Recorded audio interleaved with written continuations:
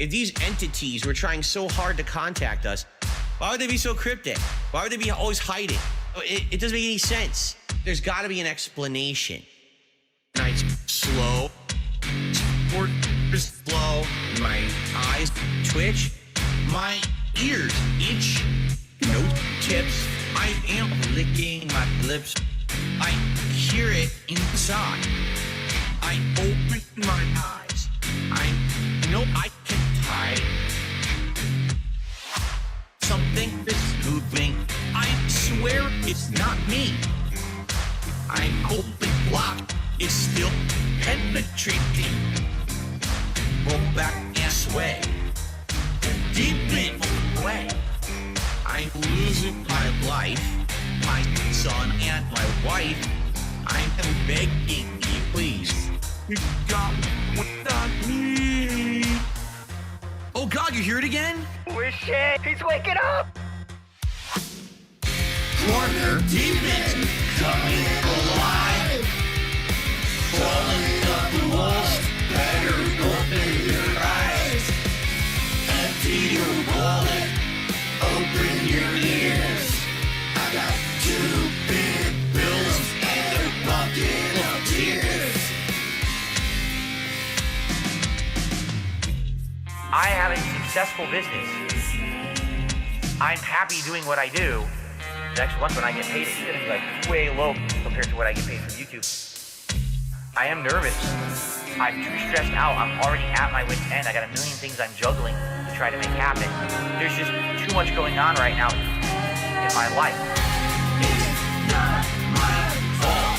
I did nothing wrong. Watch me explode. I've been never wrong. Try to ruin my business, but I am a success. I got a finance degree and a pile of vests.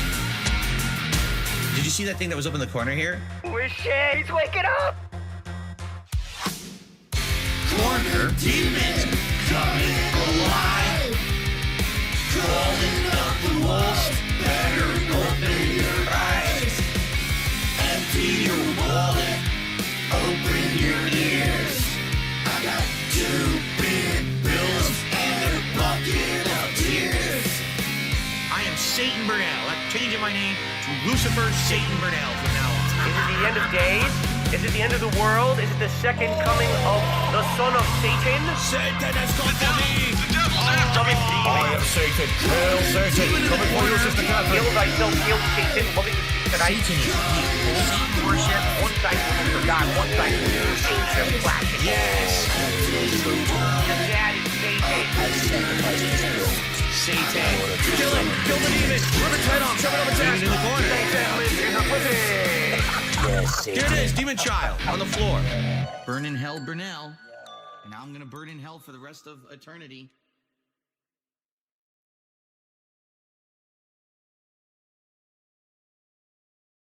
Pimp, we get a big ups to Darcy DeFlo and add a song to the playlist.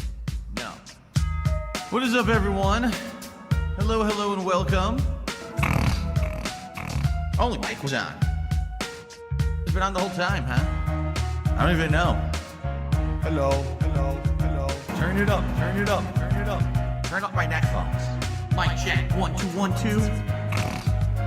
What's up, Jamie? Yo, yo, Good to see you here today. Are you ready for this? yo, yo. You know what time it is. Yes, Jay. It's time to go. Shout out to all my niggas from Guadalajara, Acapulco. I'm cruising in my blue Corolla. I need that money to be a high roller. Trapped and made a controller. She's crying downstairs. So I have to console her. Swimsuit model with eating disorder. Spent $200 on her DoorDash order. Yo, just a fucking crook with a fucking crooked jaw. False flagging down channel with my puppy dog. I committed fraud. And I got low teeth. I'm a low teeth god. False flagging, mundane maggot. Phil's fat, Phil's a faggot. Phil's a loser, Phil's a beggar. Arnold, Phil's a nigger. Right? How do you say? Burnell's a nigger, right? Very nice. All right. Let us continue. It's 3 a.m. and I can't sleep. I got 2 big bills coming next week. One more chance to save the best streak. I'm going full mask off. It's not that deep. It's 3 a.m. and I can't sleep. I got 2 big bills coming next week. One more chance left to blow. You ready? 8 times go. 8 times blow. Whoa. They thought I fell off. No. Like a prime D rose, I'd be dunking on these hoes, turn you into T-cars, striking a T-pose. So let me tell you now what the story is. They call me DSP. Notorious. I'm cruising and wrenching, fast and furious, with my homie Pastor Eric Miller. He's quite curious. They don't have nearly what it takes to be a man. And since I took their manhood, that's mine now, so I ain't giving it back. My trolls are always watching me, waiting for another disaster stream. They won't even give me a piece of peace. They're like the whole fucking team locking onto my stream like a detractor beam. And I can't get rid of them. I'm sober. I'm losing my mind. And I'm losing supporters. Detractors are bending me over. Just another pawn in this looming world order.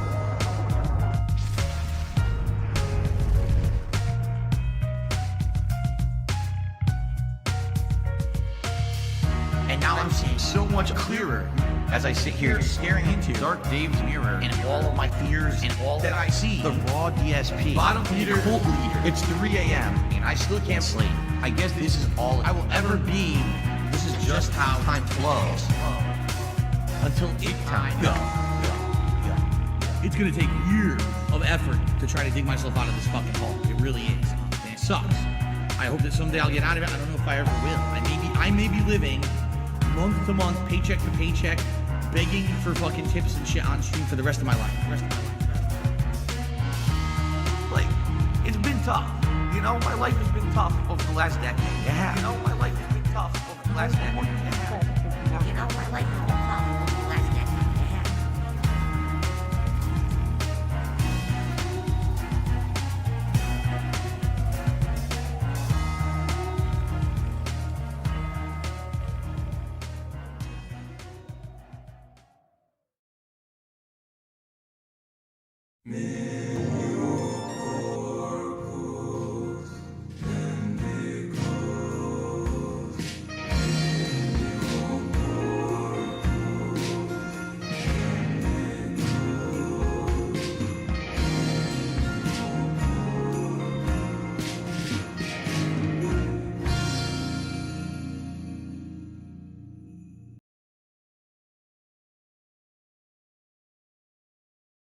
Hello and welcome to the Saturday Morning Atlas stream. It's not a disaster. I didn't fat finger the intro. I didn't unmute and then mute my microphone 4 times in a row. Don't worry about it. We're going great today.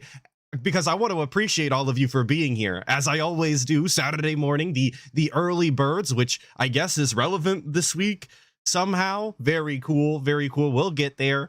Like I said, though, thank you all for showing up. It really does mean the world to me. And I'm going to start off with terrible news. I know you're all going to be reeling. I'm sorry. Thank you, Movie Sign, for making a stream again. I appreciate it.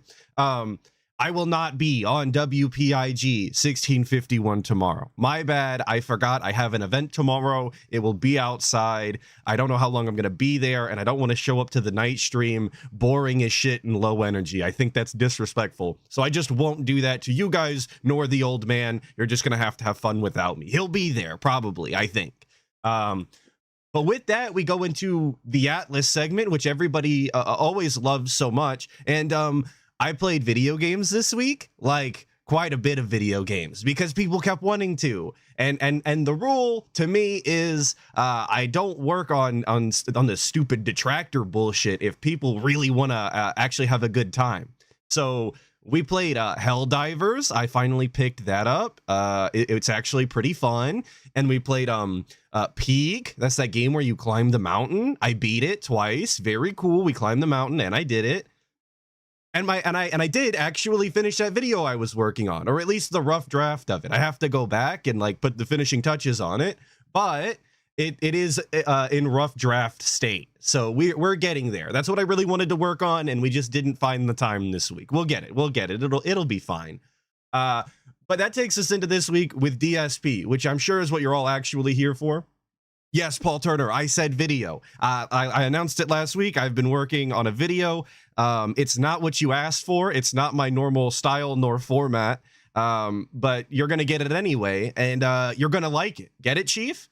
Okay, so we're going to go into the DSP segment, which has been really obnoxious this week, as DSP typically is, and I'm going to start you with this Twitter cope I found, because I did not, this is not included in any of the clips. I don't even have a Sunday clip, so here is 2 minutes worth of cope from the guy about why people might not like him, or might they have no reason to, rather. Either way.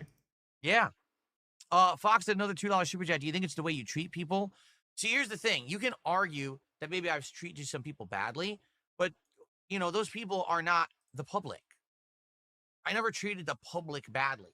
DSP never treated the public badly, except for all of those times he made sweeping general statements about large groups of people and called them all stupid or you know, up their own ass or shills or pretty much any name under the book. That was what DSP was calling everybody to some extent at some point, because he's so general with everything he says.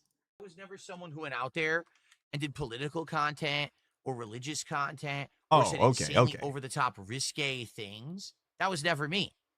But I thought that all of his content was risque things at one point. I thought that was his style of humor, was risque jokes. He told us that. He no longer does that, and he's super proud of it. Oh, yeah. I'm so sorry. I forgot to mention. It's my birth month. I genuinely forgot. It is my birth month, hence the atlas in the corner, the birthday style. I made that. It obviously looks super professionally done. That's it. I'm not gonna. We're moving on. It's not that important, but it is. There are people you can say, well, they acted badly. They're constantly going out there and they're saying horrible things about certain groups and this and that. That's not me. Ever. Never was that the case with me. I think the worst thing you could say I ever said was back in the day, I hated on people who played Minecraft and said that they were immature. It's a game for children. Now that's false. And I know that. Right. And those are the sweeping blanket style statements that DSP does on a regular basis. But yet he's going to sit here and tell you that he's never been mean to the general public ever, that he's not that kind of guy. But consistently making statements like that for over a decade. Come on, man. But that's the kind of dumb shit I would say. It was always about gaming and stuff like that. I never really said offensive things. I never, you know, was massively mistreating people and stuff, you know. That's my take on it. And like I said, the people who maybe you could argue I mistreated, like John Rambo, all right, well, that's a personal thing between me and him. Right. And people can still find that detestable and pathetic and embarrassing and think that you're a terrible person for it and not support you and think less of you. That people can form opinions based off of how you act in personal relationships. That's allowed, right? It doesn't specifically have to be directed at them for them to pick up on a pattern of behavior from you, the guy, and assess that you're not a very good person. That is allowed. Why would the public be angry at me because I had a falling out with my friend and coworker, right? I don't know. Because you have a poor mentality. It's just nonsense, you know. Oh, okay. That's nonsense, guys. Redbird pointing out that this is cope, it's of course. Utter nonsense. There never really is again. I think I introed it with cope, and it also says cope like two or three times up here. You can't see me circling up here in the caption. So absolutely, it's cope. And if there really was one focal point reason why people don't like me, everyone would be able to say it right now, but they can't. What? Literally, everyone will say something different. Oh, well, I don't like that he took money and he played on mobile games. Oh, well, I don't like that he played games poorly. I don't like that he insulted Hideo Kojima. I don't like that he begs for money. I don't like that. So there's no consensus. You just don't like me because people don't like me. And that's the case. Wait, what the fuck? Huh? So because the people that don't like this DSP are not literally a hive mind, apparently all of their criticisms are completely invalid. They're ignoramuses whose opinions don't matter because they are not completely in tune with each other. They're not allowed to have different reasons why DSP is a shitlord. They're all supposed to pick the same one. I mean, he presents such a large amount of reasons. It's almost difficult to just pick one, you know? It's kind of like picking your favorite candy. I mean, there's just so many, you know. I could pick one, but I could probably give you a 10 or 15 top rundown, you know. That's the guy. He gives you so much ammo. Click the wrong button. People don't like DSP because it's a known thing that you're supposed to not like DSP. Right. Get it? Like, it's hip, it's cool. That's the meme. You're in on it if you don't like DSP. Okay? That's the answer. There isn't actually a real reason. So people hate the guy because it's hip and it's cool. He's totally he's totally a trending lolcow to hop on and hate. Obviously, all of the kids all over, well, on TikTok kind of now with the gaming journalist stuff, I suppose. But he's definitely an older person's lolcow, if you ask me. He's not getting the same traction that World of T-shirts or Daniel Larson was getting with the youth. I just don't think that that's the case. Thank you, Happy Lula, for the 2 saying happy birthday. Well, again, it is not specifically my birthday today, but it is my birth month. I'm being vague on purpose. It's the last Saturday, and that's when we celebrate. But I really do appreciate it. Thank you. I'm almost an unk. I can feel it in my skeletal style bones. So I appreciate it. That takes us into the next clip, though, or I guess the first clip, if you don't count Twitter clips. I personally don't. And that is Monday, and I titled this Pathetic Begging and Game Choice. I always leave myself very vague titles that I'm never really sure of. Tuesday me's kind of a dickhead, I guess. Okay. Continuing on. Someone tipped $2 mentioning that I did a toast to King Cobra last night on the Rest in peace. Rest in peace. In his memory on the Truck Sim stream. But says, oh, but in the past you talked shit about him and you said you're way above him, blah, blah. All right, shut the fuck up. Okay? I don't know the guy at all. Okay? Zeroed about him besides the few clips that I have watched on the internet. Right. Okay? Which, if you did talk shit about him in those instances, it should be brought up. Absolutely. Yo, Sleefus, what the fuck? Huh? 50 gifted memberships? Bruh. Thank you. Thank you so much. I really, really, really appreciate it. That's awesome. That's a lot. That's a lot. Holy shit. Thank you. Thank you. I don't know what else to say. Yeah, huge support. Totally not pre-planned, you guys. I promise. Genuine, authentic. Totally not prepaid. I promise. Thank you. I appreciate it. Okay. We're moving you don't on. need to bring up something that I said in the... Movie sign with the 20. Happy birth month, bruh. Get a nice burger on me. Oh, thank you so much. I appreciate it. That sounds delightful. I will get a burger. Thank you. Past, out of reference. Who fucking even knows what I said? Cool. I said a lot of dumb shit in the past. Now's not the time for you to be bringing up toxic shit because you're trying to get a clip on the internet. Thanks for the $2, you dumb fuck. But that's just an admission that he did say toxic shit, though, is it not? I'm gonna run it back because I got distracted by all of this robust support that I really appreciate. Thank you. At all.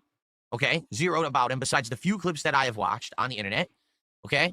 You don't need to bring up something that I said in the past, out of reference. Who fucking even knows what I said? I've said a lot of dumb shit in the past. Right. Now's not the time for you to be bringing up toxic shit because you're trying to get a clip on the internet. Thanks for the $2, you dumb fuck. Okay. Yeah, that's just an admission that there was a high likelihood that he said a bunch of stupid shit about King Cobra, probably disrespectfully, and he doesn't want it brought up now simply because the person died and it makes him look worse. That's it. I mean, it doesn't get any clearer than that. I don't know what out of reference is even supposed to mean. You can be a disrespectful piece of shit out of context, out of reference. Sure, it's still disrespectful.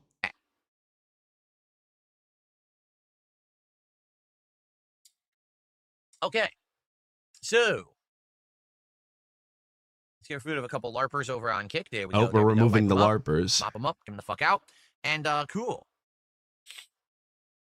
All right, so $7 and climbing. Thank you guys. Please let's get the support rolling today so that we can hit our goal and do this Flight of Beers taste test this week, which we will be watching. I know I'm not usually a DSP tries it enjoyer. I don't usually make you guys watch any of the food segments, but beer is a little different, and that's because of how stupid he looked the whole time, honestly. And you're not going to hear eating noises or see those eating faces, so I feel like it's a little more safer that way. Let's get our first sub of the day over on Kick.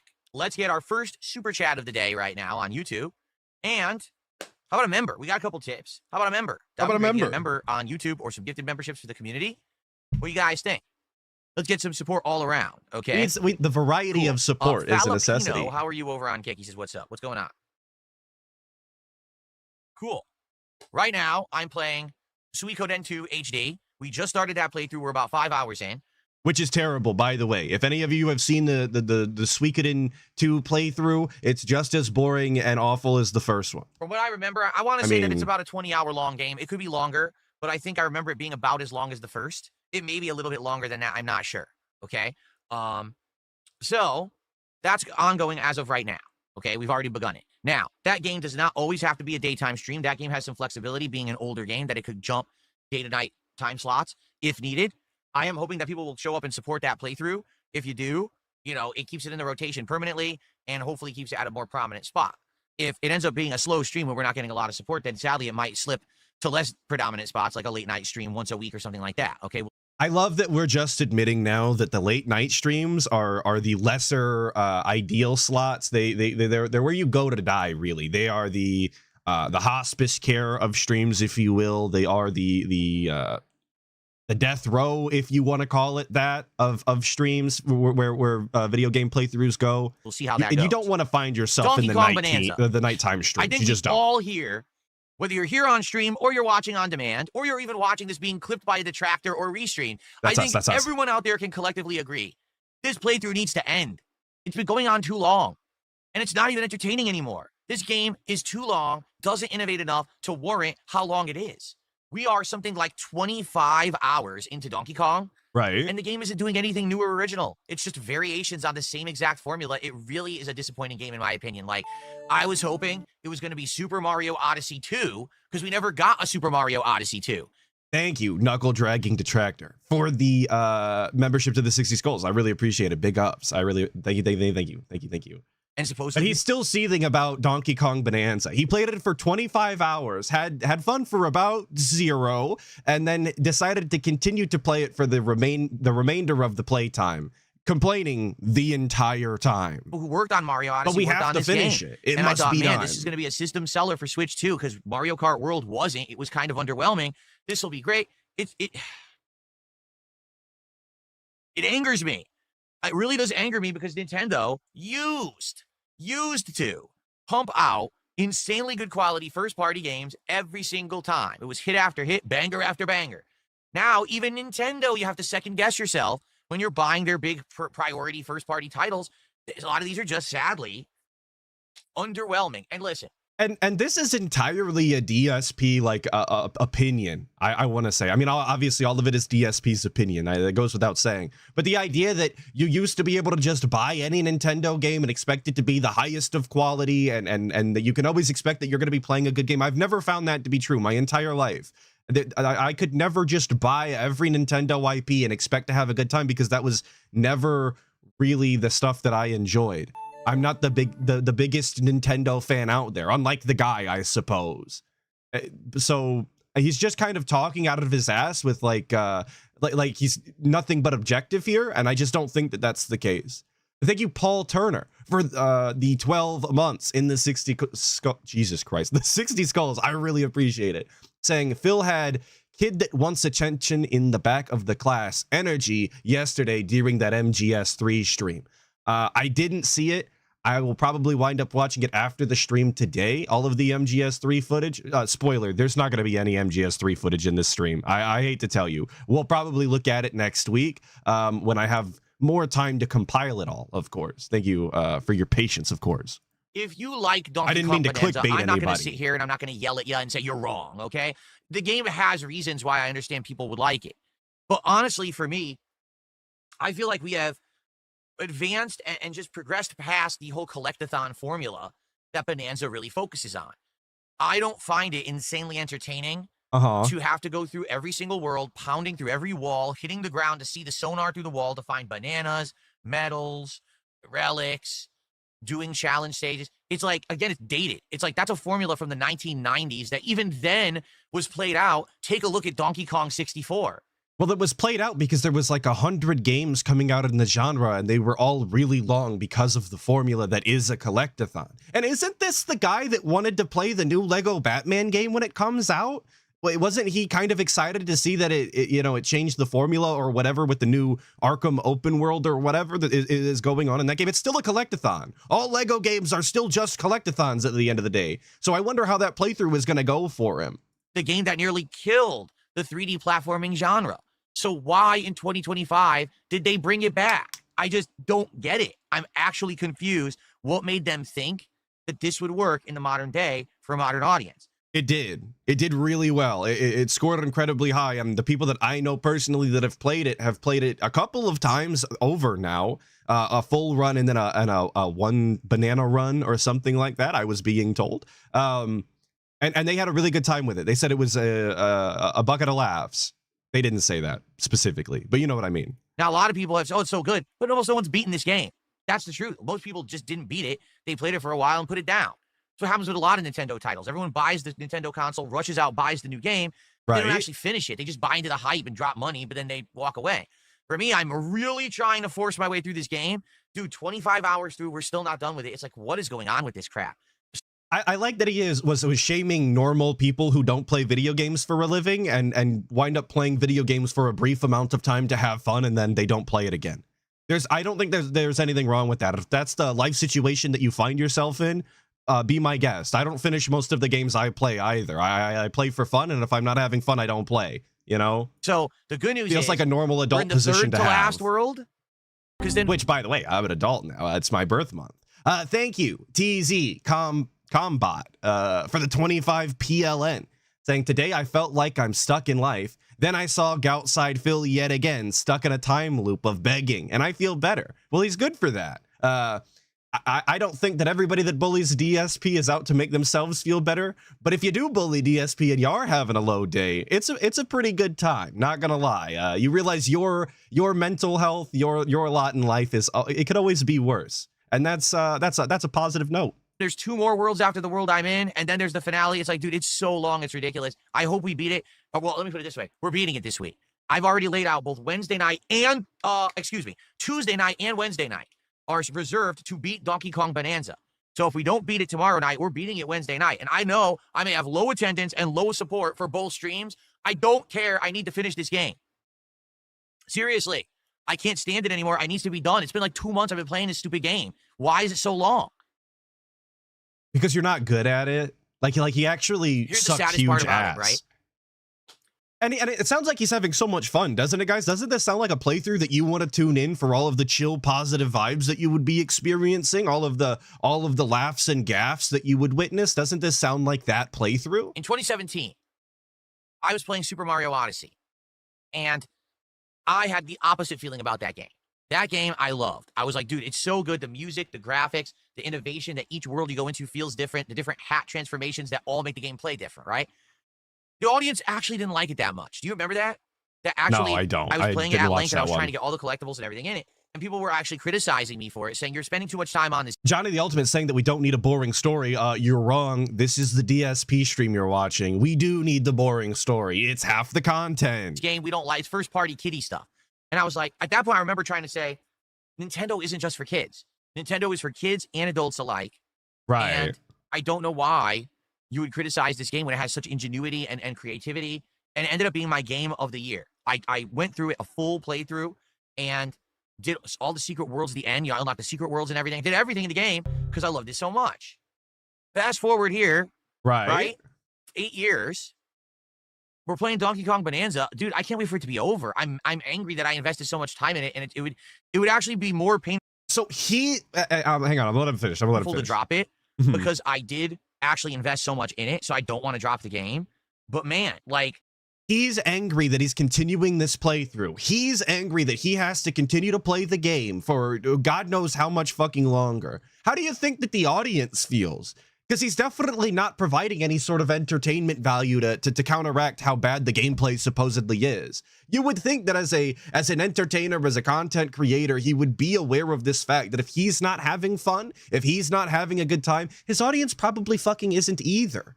I mean, I can't think of a more simple way to think about it. If you're on stream, if you're making content and you aren't having fun, I promise the audience isn't either. Unless they're there to hate on you, which he's told us time and time again isn't the audience that he's going for. So I don't know what his mentality is here. I guess he just wants to beat the game. He just said that, but that's so stupid. That's such a dumb mindset.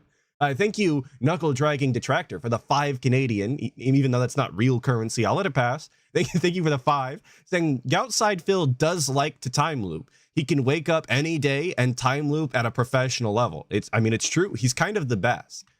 He even says, and I think I have the clip of it, spoiler. He even says one point in these clips that he's gotten really good at talking a lot and saying nothing. That's, his own words, not mine. So You don't like it. I don't like it. Everyone's bored, right? Very frustrating.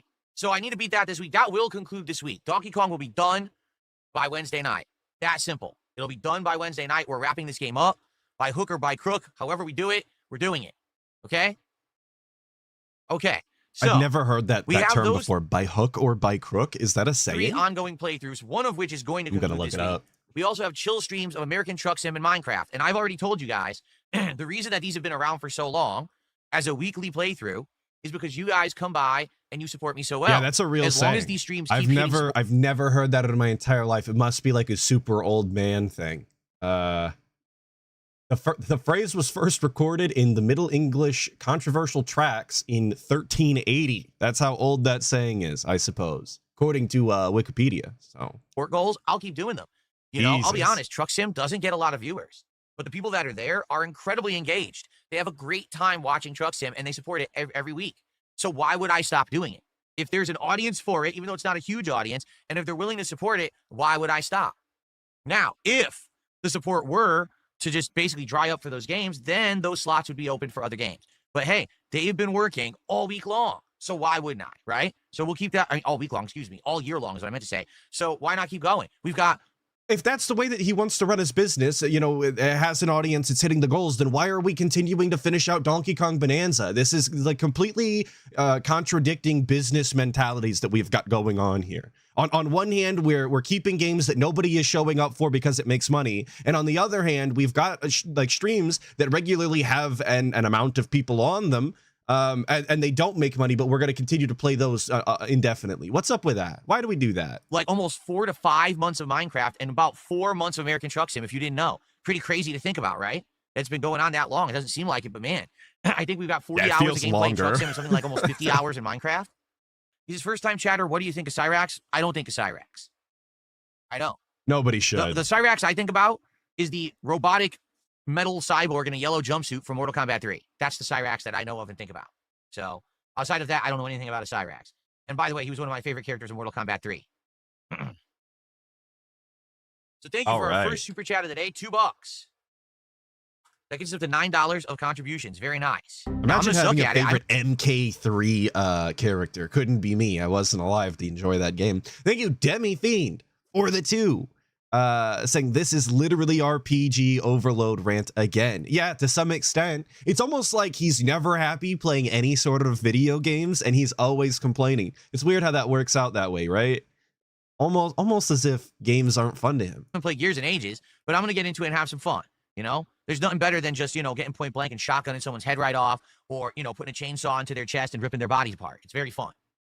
I mean in the game, not in real life. Don't misquote me. In the game of Gears of War, collect the thought overload, exactly. Okay? So that should be tomorrow, and I'm excited for that. And what I'm thinking is we will probably put that into the rotation maybe once or twice a week, just as a fun multiplayer stream to break stuff up, to do some variety.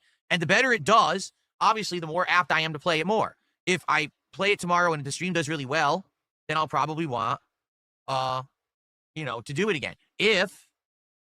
And this is exactly what I'm saying. Like, I can't harp on this enough. If the stream does really well, I'll want to play the game again. Those two things should not be intrinsically linked. Those should be completely separate. You should be having fun with the game and want to play it more because you enjoy it. And then the stream, like the stream should be completely irrelevant to whether or not you want to play it. Now, whether or not you do play it could be contingent on stream support, but don't say that part out loud. That's all I ask. That's my only request. I don't feel like that's all that crazy. Hold on. By the way, he was fucking terrible at Gears of War. I'm sure that's no surprise to those of you who watched the This Is How You Don't Play of Gears of War that he did that was made ages ago. But he was fucking terrible at the game. He was absolutely getting smacked on by anybody who had any idea how to play the game whatsoever. He had no move tech. He can't aim worth a shit. His ability to work with a team was non-existent. And at any time that anybody knew how to play, he stood no chance. He got carried when he did win. It was just embarrassing. And the fact that he made the goal right at the end, so now he has to play the game again, is just gold. And that's exactly why it shouldn't work that way. The support should not inherently mean he plays the game again every time. He should never play that game again. If reload, hold on. If I play it and it doesn't do so well, and people just aren't that interested in it, then we don't have to play it that often or at all again. It's a Game Pass game. There's like no investment in it. So hey, I'll play it if it's good, and if it's not, we can skip it. It's all good. Okay, so really up to you. Let's see what people have to say. Okay, and we'll go from there.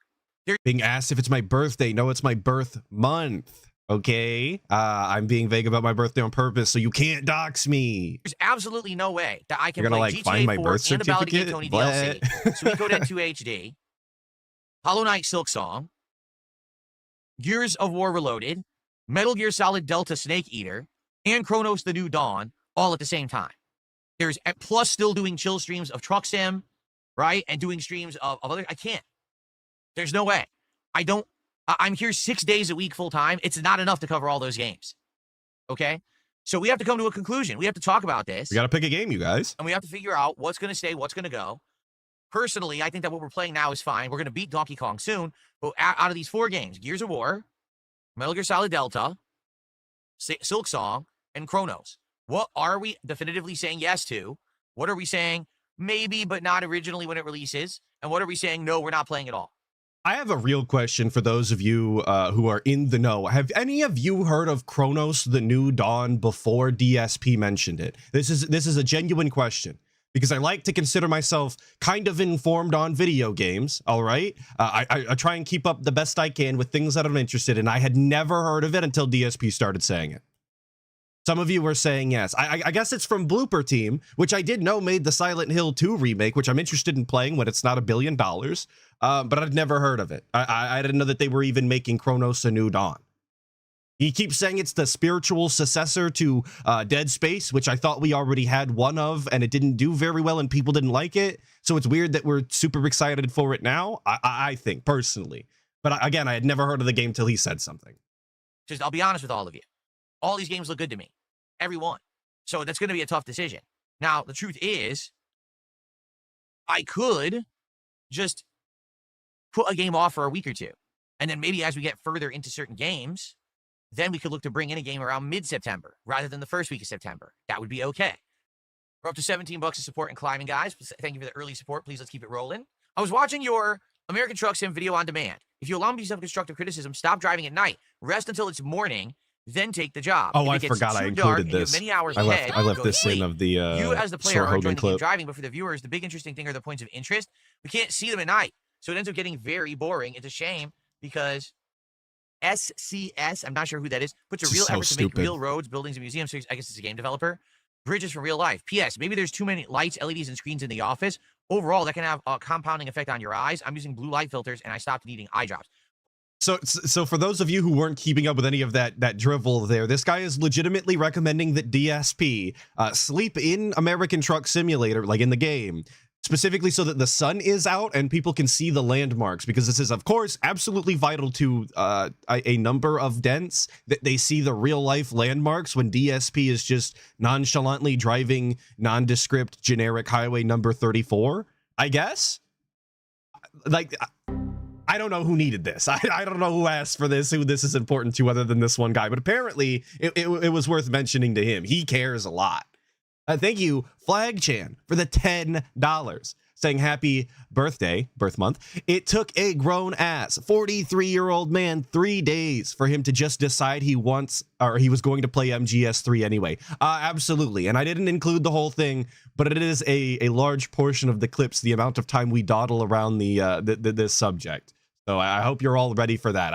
Like I said, didn't include all of it because he was really, really awful the one day, but most of it. Oh, very much. There's a ridiculous amount of Thank you for the electronics in 10, this office. Flagship. For example, right now, I have a monitor to my left, a key light directly in front of me, a laptop monitor here, a clock in the background, this LED clock, my PC down here and down here, so 2 PCs with RGBs going, a big screen TV here with, not really a big screen, but a bigger TV here with a key light on top of it, 2 keyboards and mice that are flashing RGBs, and I'm surrounded by RGBs. Every wall of my office has RGBs. I'm not kidding.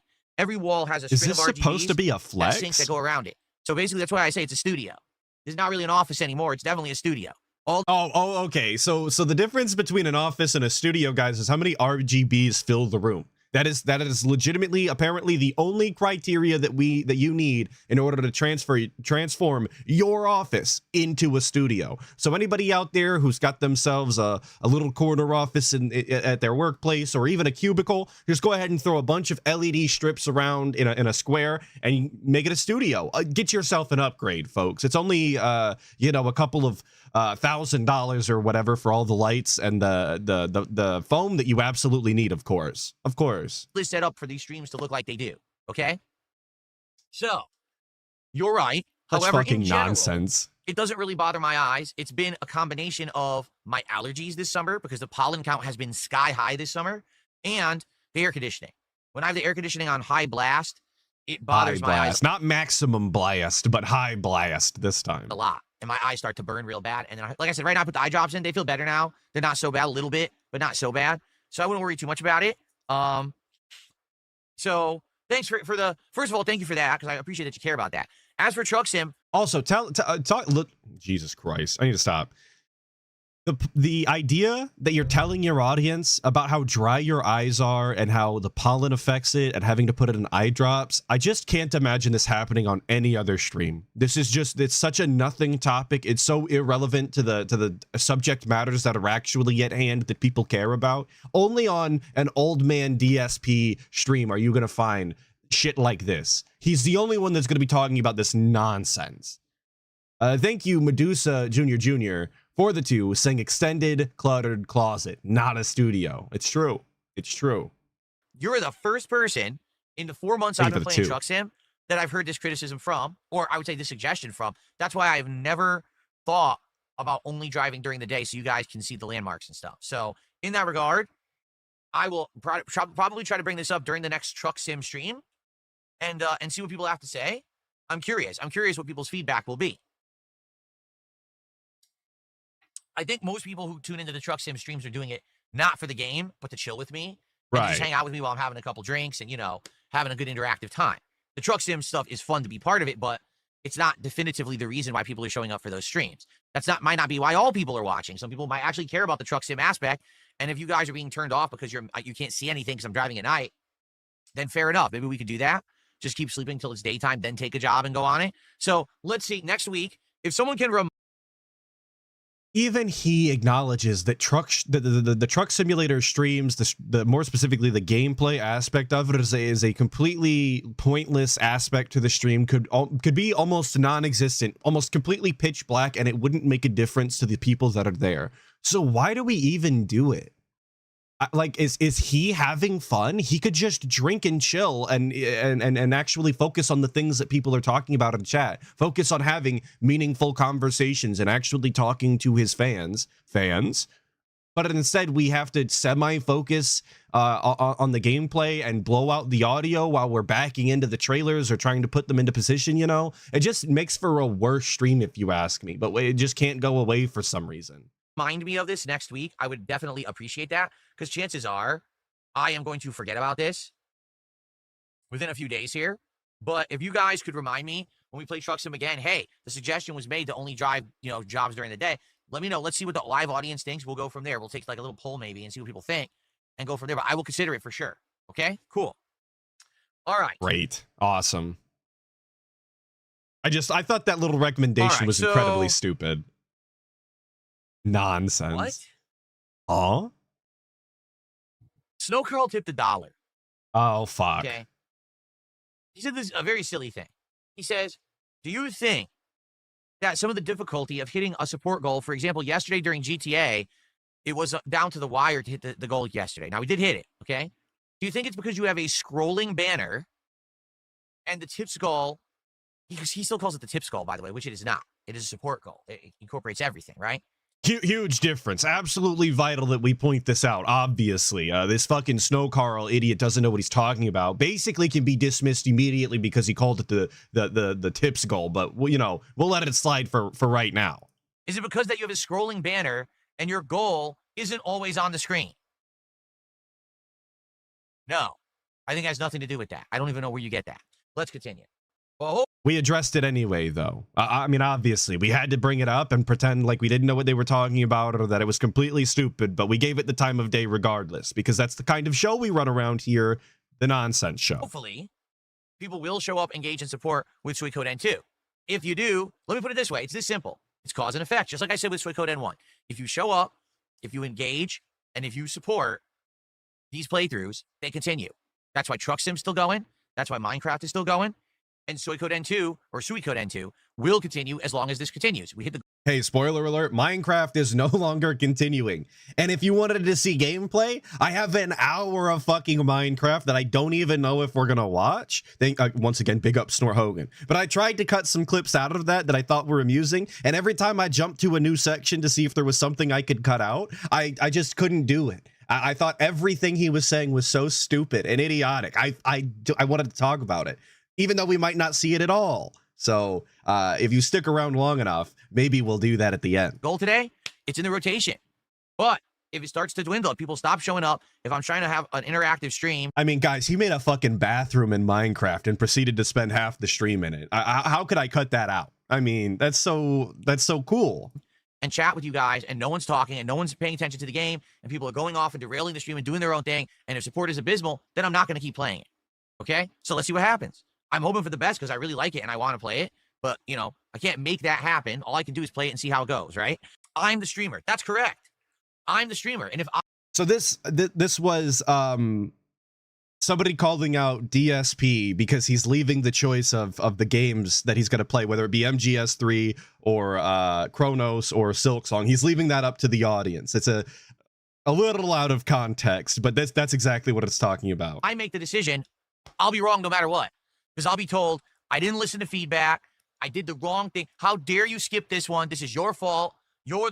Look, he's complaining that no one's showing up, but he chose this game over this game. Of course, we know that this game should have been played over this game because he chose this game. So because he chose that one, that's the wrong one by default. He should have chose this game. Right. I've been here before. I played this game. It's not my first rodeo. All right. I know how this works. Seriously, people are just dicks.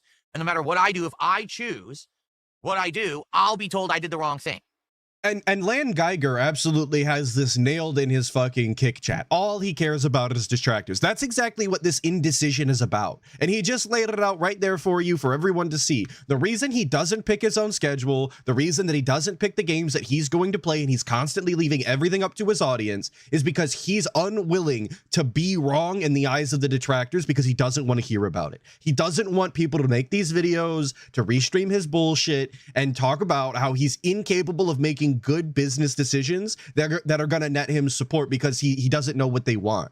He doesn't know how to entertain. He wants the fallback excuse of they picked it, this is what they wanted, and then they didn't show up, rather than putting all of the blame on him because he's not entertaining. That's all this ever was. That's all the indecision could have ever have been. And he, like I said, just laid it out right there in front of everybody. The Dents now know the answer. That's why I'm trying to get feedback from you so we can figure out what to do in this situation. Okay? That's $3. So now we're up to $31 to support. Guys, I just can't believe he lets detractors run his streams this way. He lets them influence his business decisions on a regular basis while simultaneously saying that he doesn't give a fuck about any of them. They don't make a difference to him. They're a bunch of no-load losers, this, that, and the other. Just doesn't make any sort of sense. Those two things can't be true. let's get to 50. All right? It's been a good podcast. We're talking. We're trying to determine what to do. Let's get to $50 of support right now. Who's going to get us there? Just a couple. Let's get three subs on Kick. Let's get a few memberships, a tip, or a super chat. Let's go. Let's get to 50 right now. Redbird saying we run his life. And I'm going to tell you this because I don't have a clip of it. It was just yesterday and I didn't grab it live because I'm not a maniac. I was playing video games. Okay. Just yesterday, he was talking about how he's not going to have... obviously we made it so that he can't have children. He said this before, that the trolls would be so awful and terrible, and he doesn't want to birth a child into a world that would hate him for no reason or whatever because he's DSP's son. But then just yesterday he was also talking about how when you have a child, you become like some sort of NPC side character, and they become the protagonist. I mean, just a completely delusional outlook on life. To think that you become some sort of side character instead of just being a protagonist that has a new, larger-than-life main objective. I don't know, man. Okay, let's do it. LWJ Adventure says, hey, I'm late to the stream, but play Metal Gear Solid. Even if it's rough, it'll be funny to start with. Please do it. Metal Gear Solid and your playthroughs are amazing anyway. Hit it while it's hot. Oh. Okay. Well, let me ask this question. How many of you are going to shower me with money when I play Metal Gear Solid? Let's get the answer to that. How many people will be here to hit 4 goals on Thursday's Metal Gear Delta stream?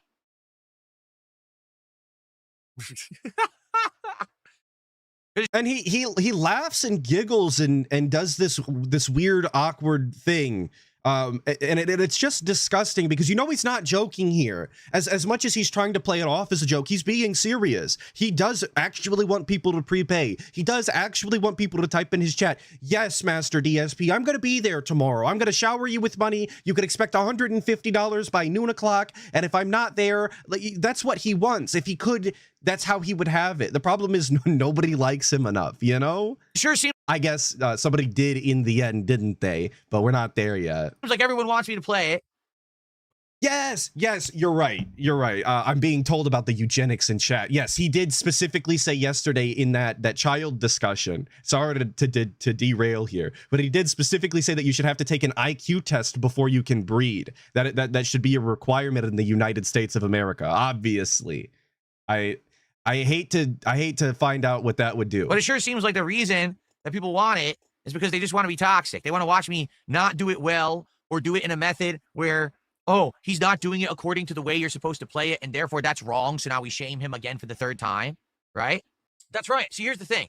I am not here to entertain Emo Snacks, he said that. He genuinely said that. The trolls, to give them, content. And I know that's one of the major reasons why people want to see me play this again. They want the troll content. They want to make more memes. Hey, look, it's Phil's 3rd time playing this game. He still doesn't know how to play it. Well, let's see. When I played it the first time, I had no idea what I was doing, and I hammed it up, and I purposely played bad. That was my shtick back then.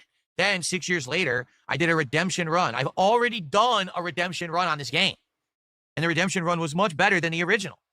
I like that we are pretending as though a redemption run is like some sort of normal thing that people typically do, and that it's recognized by the wider community as some sort of acceptable playthrough as opposed to the older playthrough that he did. This is normal in the DSP sphere, the idea of a redemption run. It's crazy. Nobody else has redemption runs. Just the guy. He's the only person bad enough to require one. I tried to play it seriously and learn the game mechanics and everything, and I know that I did much better in the redemption run than I did in my original run. So why is the 3rd run needed? Because it would be entertaining, and that's why you stream, I would imagine. But again, this is DSP making a decision because he doesn't want the trolls to have content. This is us running his life. This is the generational trauma that this is how you don't play, that evil AJ has put on to DSP. That's the cross he has to bear indefinitely. So he doesn't want to even see MGS3 again. He thinks that he's right at his wrongs in the redemption run. What's up, Buckwell? How are you, man?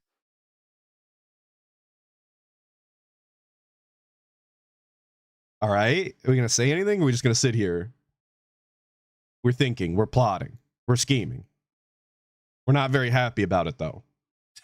Britt Bong says, Donkey Kong's been rough. Please reward us with Metal Gear Solid. Now, you see, that's not how it works.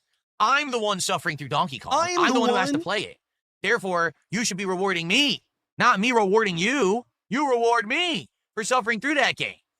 That's how it works. Oh, man. Once again, it's the fake laugh, it's the exaggeration, but he's being 100% serious. He is saying exactly what he means and disguising it as a joke, which is just, I'm going to use the word pathetic again. It's just dishonest. It's deceitful in a way that people don't appreciate, because he does genuinely mean that. He thinks that he deserves more financial support because he personally is playing a game that he isn't enjoying, and neither the fuck are they. So I don't know why he would think they'd give him more money, but I digress. Well, I'm glad that we can mess around and we can talk this stuff out. I still don't know what to do. Seriously, I still don't know what to do. At this point, the way I see it, okay, if I skip Silk Song or if I skip Chronos, I might as well never play them. Why? What sense does that make? If you wanted to play them, then why would you just throw them away forever? It doesn't make any sort of sense, dude. This is such a weird, like, extreme to jump to instantly. All right? Think of it. Okay, this is actually maybe a good way to think about it, okay? This might be a really good way to think about it. If I skip either Silk Song or Chronos, I might as well never play them. Those are going to be games that will be interesting at launch. But outside of the launch window, no one's really going to care. It's kind of like Hollow Knight, right? I didn't play Hollow Knight at launch. By the time I got to it, it was late, and people didn't really care. They're like, don't really care to see you play it, right? So it may be the same situation. If I don't try these games and play them at launch, people are not going to care. However, but again, I just don't understand the reasoning behind this. It doesn't make any sort of sense. Like, I know sometimes that's the way that it works out for DSP, but not even always. So I don't know why he's making this hard and fast rule that if we, you know, the one game that we're not going to play, we're never going to play ever, because it's not going to be relevant. It's yeah, he's creating FOMO. Is that, oh my God, that's exactly the correct way to put it. in the case of Metal Gear Delta, it's which is just weird. Metal Gear Solid 3 a third time. That could literally wait. It could wait a while. And please keep in mind, this is all while he's going to be playing Gears of War for some reason, despite it just getting like a visual upgrade and being on Game Pass that he could play whenever he wanted and be asked then too. So I just don't understand it. And then be played later and have the same impact because it's the same game. It's not going to change. If anything, it'll just improve, right? On the other hand, you might shower me with money on Thursday if I play Delta. Right? There it is again. How about this? I mean, if you would, maybe. What I'll do is I'll start drafting some contracts, and you guys will sign these contracts stating that you will support the Thursday stream and blow it up with support. And then I'll play Delta on Thursday. That's it. Coming to a DSP stream near you. I hope you're taking this in all seriousness, because if DSP can, he will find a way to do this. As a matter of fact, he already had one, did he not? Was this not what viewers' choice was at the, like, you know, in the past? We could just go back to that. Guys, if you want to see me play this game coming up or this game, you know, send me money on fucking Patreon or whatever service he wants to use, and he could do a tally there. Legitimately, that's all that ever was. So I don't know why we're pretending as though this is some foreign idea that is completely absurd that we would never actually do. Ack. We've already done this. This is already a tried and true strategy that did work. He just hated them because the prepaying doesn't actually pay for the whole playthrough, and he expected to be paid for the whole thing, the whole time, despite being prepaid. The truth is, there's no guarantee. That's all that ever happened to those. Seriously, the truth is there are no guarantees. Someone says I'm stalling for $50. Well, first of all, you're banned. Second of all, the podcast always runs till 1 p.m. or longer when we do it like this. So what you're saying is nonsensical, so enjoy your ban. However, it would be nice if we could hit $50 by the end of the show. So if you're watching and you enjoy the show, please support it. Let's get to $50 of support, okay? I got another $2 tip. There are multiple football games on the screen. Each person... Oh, so this is somebody giving DSP a new way to extract an absurd amount of cash out of his viewers and actually scam them. That's what this is. So please listen to this tremendous idea that DSP will actually try and pitch in a few days. I believe that's Wednesday. He tries to pitch this idea. I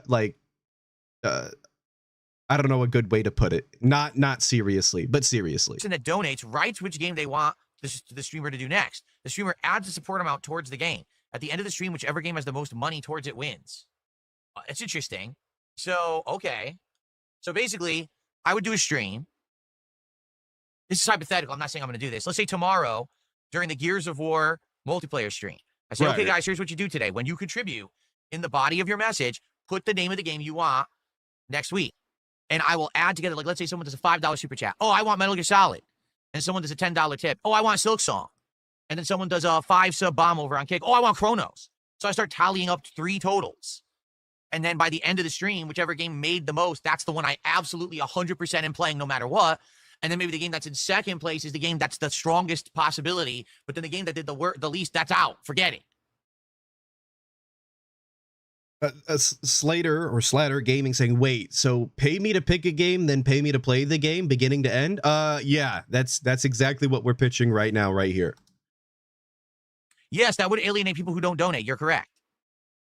Or that might alienate people who are on that particular stream. That also might alienate people who just particularly can't contribute that day. I know that I have an audience that is great and supports me time and time again, you know, no matter what happens through thick and thin, but they can't do it every single day. Not every one of you can be on every stream to contribute every day. I get that. You're normal people.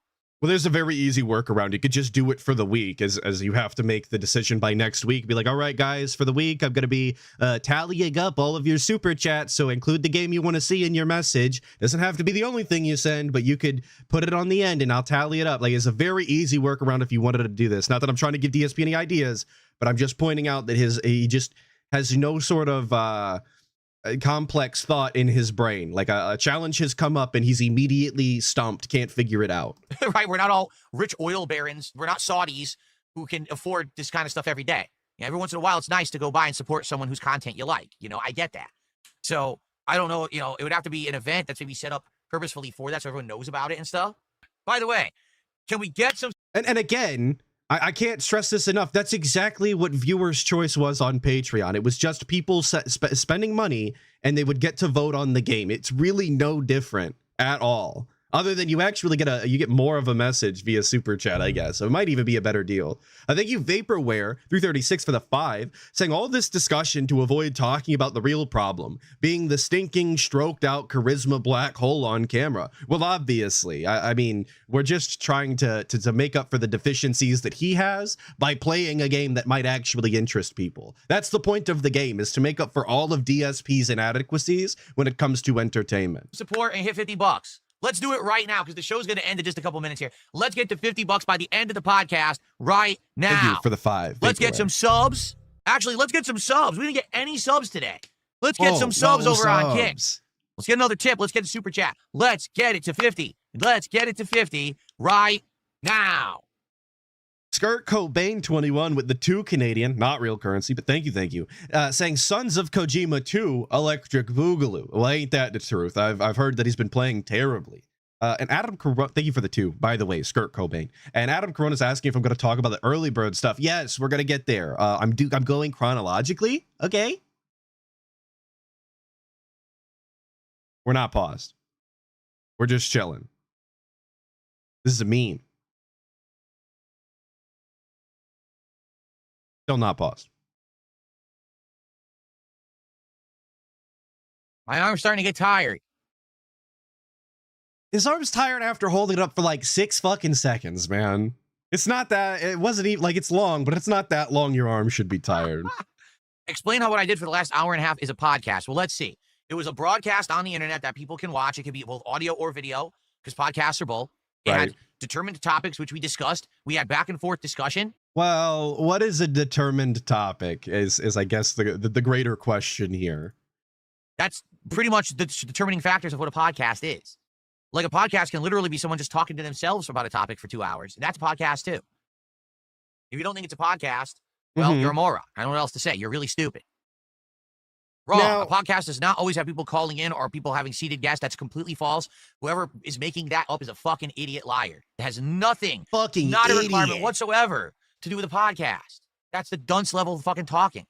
Podcasts used to actually be digestible episodes of a series that people would release that you would listen to on your iPod, hence podcast. Get it? A pod broadcast. That's all it is. It's supposed to be digestible episodes of a show that you listen to over time on your iPod, a podcast.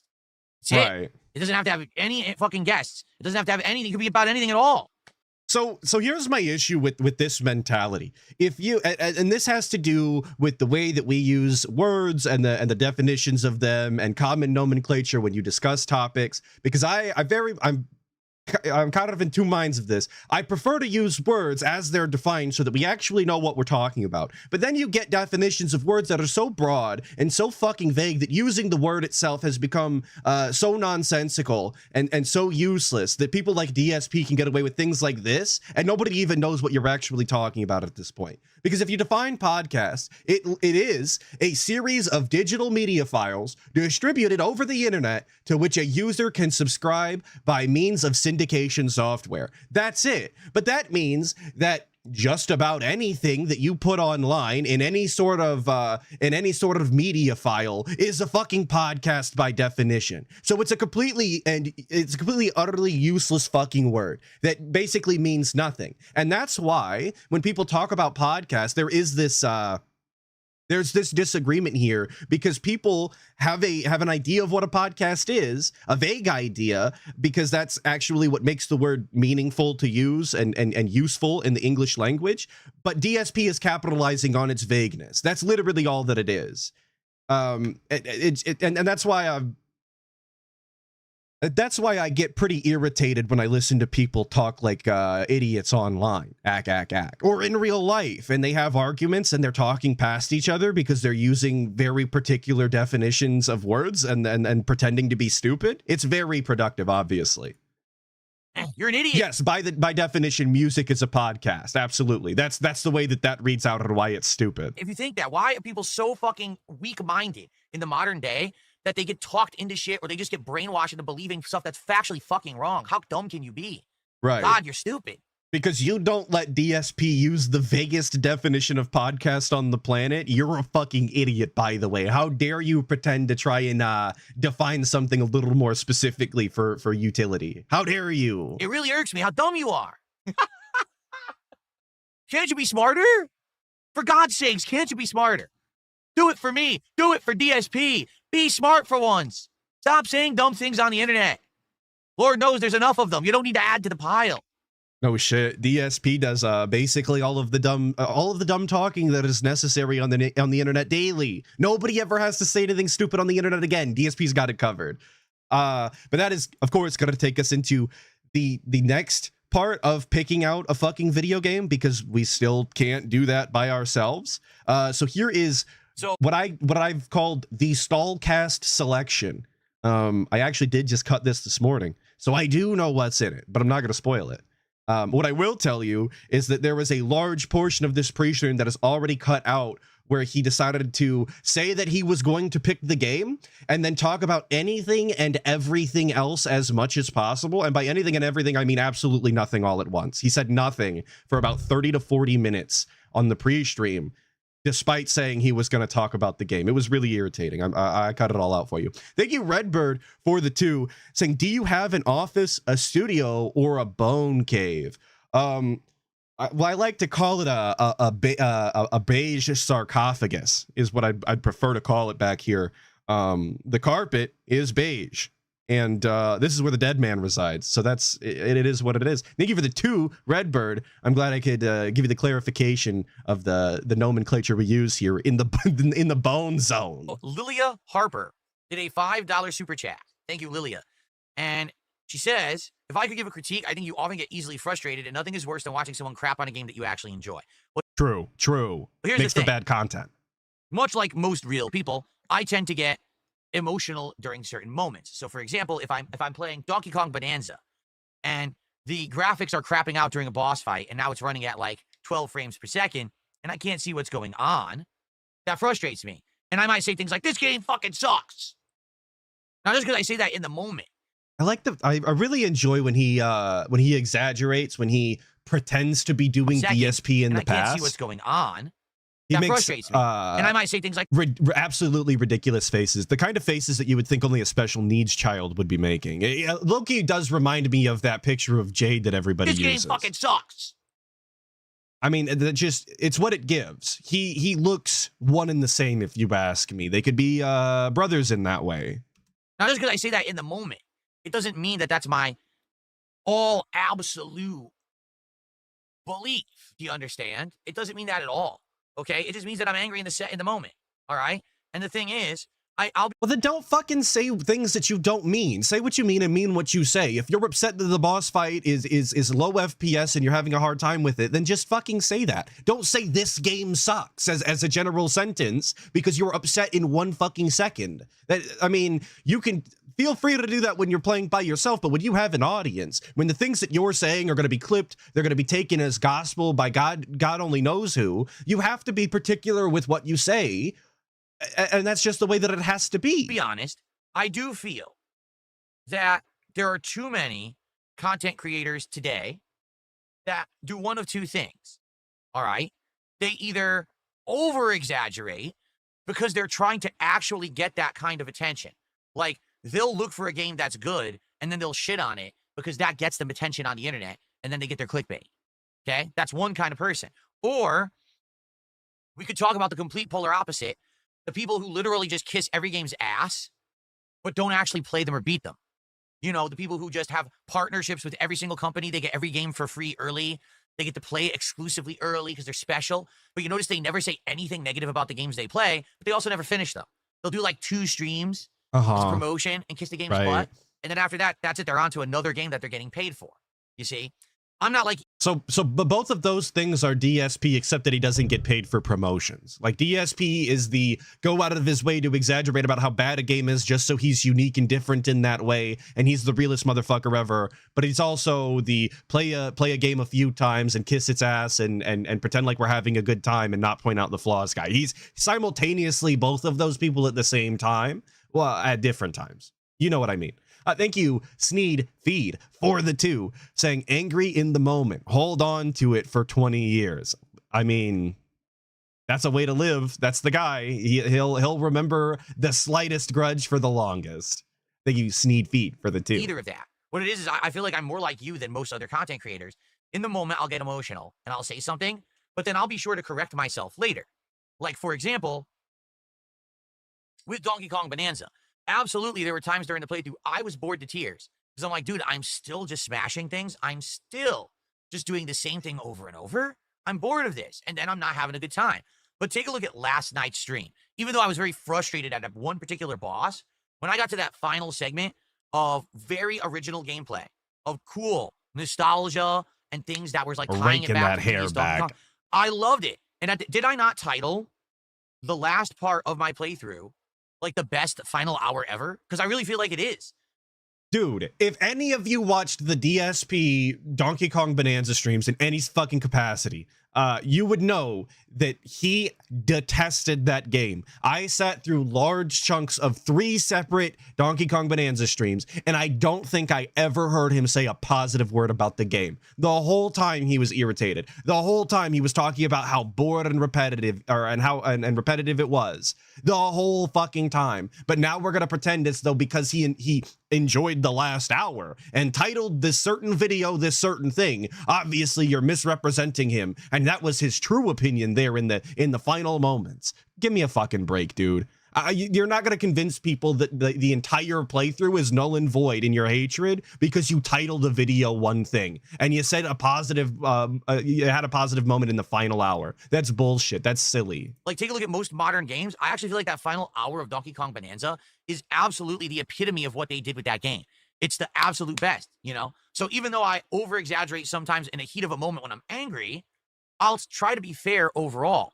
You know, I did a review and I didn't say Donkey Kong Bonanza is the worst game ever and Nintendo sucks butt. I didn't say that. But you probably should have. If you're the realest motherfucker on the internet, that's basically what he's been saying for the past 2 or 3 fucking weeks now while he's been playing the game. Every day when he gets on pre-stream and he talks about how he's going to be playing the game. Well, I don't expect it to get a lot of support, you guys, because basically Nintendo lost their way. They've completely fallen off. This is a cash grab. They don't know how to make good games anymore. So why didn't you say all of that in the review? If that's how passionately you fucking felt about it, if that's genuinely what you thought, you felt it so much that you said it on the pre-stream 900 times, you could say it in the fucking review. Sorry to be so hostile about it, but Jesus Christ, we're trying to gaslight people into thinking the exact opposite. Like I said, because he titled the video one thing because of the final hour. Come on, man. What I said was Donkey Kong Bonanza is a big disappointment. Why? Because it was to me. Because I was looking for more and I didn't get it. Why is it that I enjoyed a game that Nintendo put out 8 years ago way more than their modern take at this style of game? It's confusing. Because games are your enjoyment of games is completely irrelevant to the time that that it's a new game. That's not how video games work. It's never been how video games work. The fact that it ever worked like that for him just tells you, you know, how much he actually enjoys games or understands about them. Okay? So I hope you understand that when I'm playing a game and you see me, I'm not enjoying it or whatever, it's not a show, right? It's just me being emotional in the moment, and I'm trying to be honest with the audience. The thing is, unlike a lot of other creators, I don't stand to benefit if I lie or exaggerate like they do. Like, he stands to benefit just as much as anybody else when exaggerating about being angry and how much a game sucks. People click on rage. That's always been the case on YouTube. It probably always will be, and he knows that.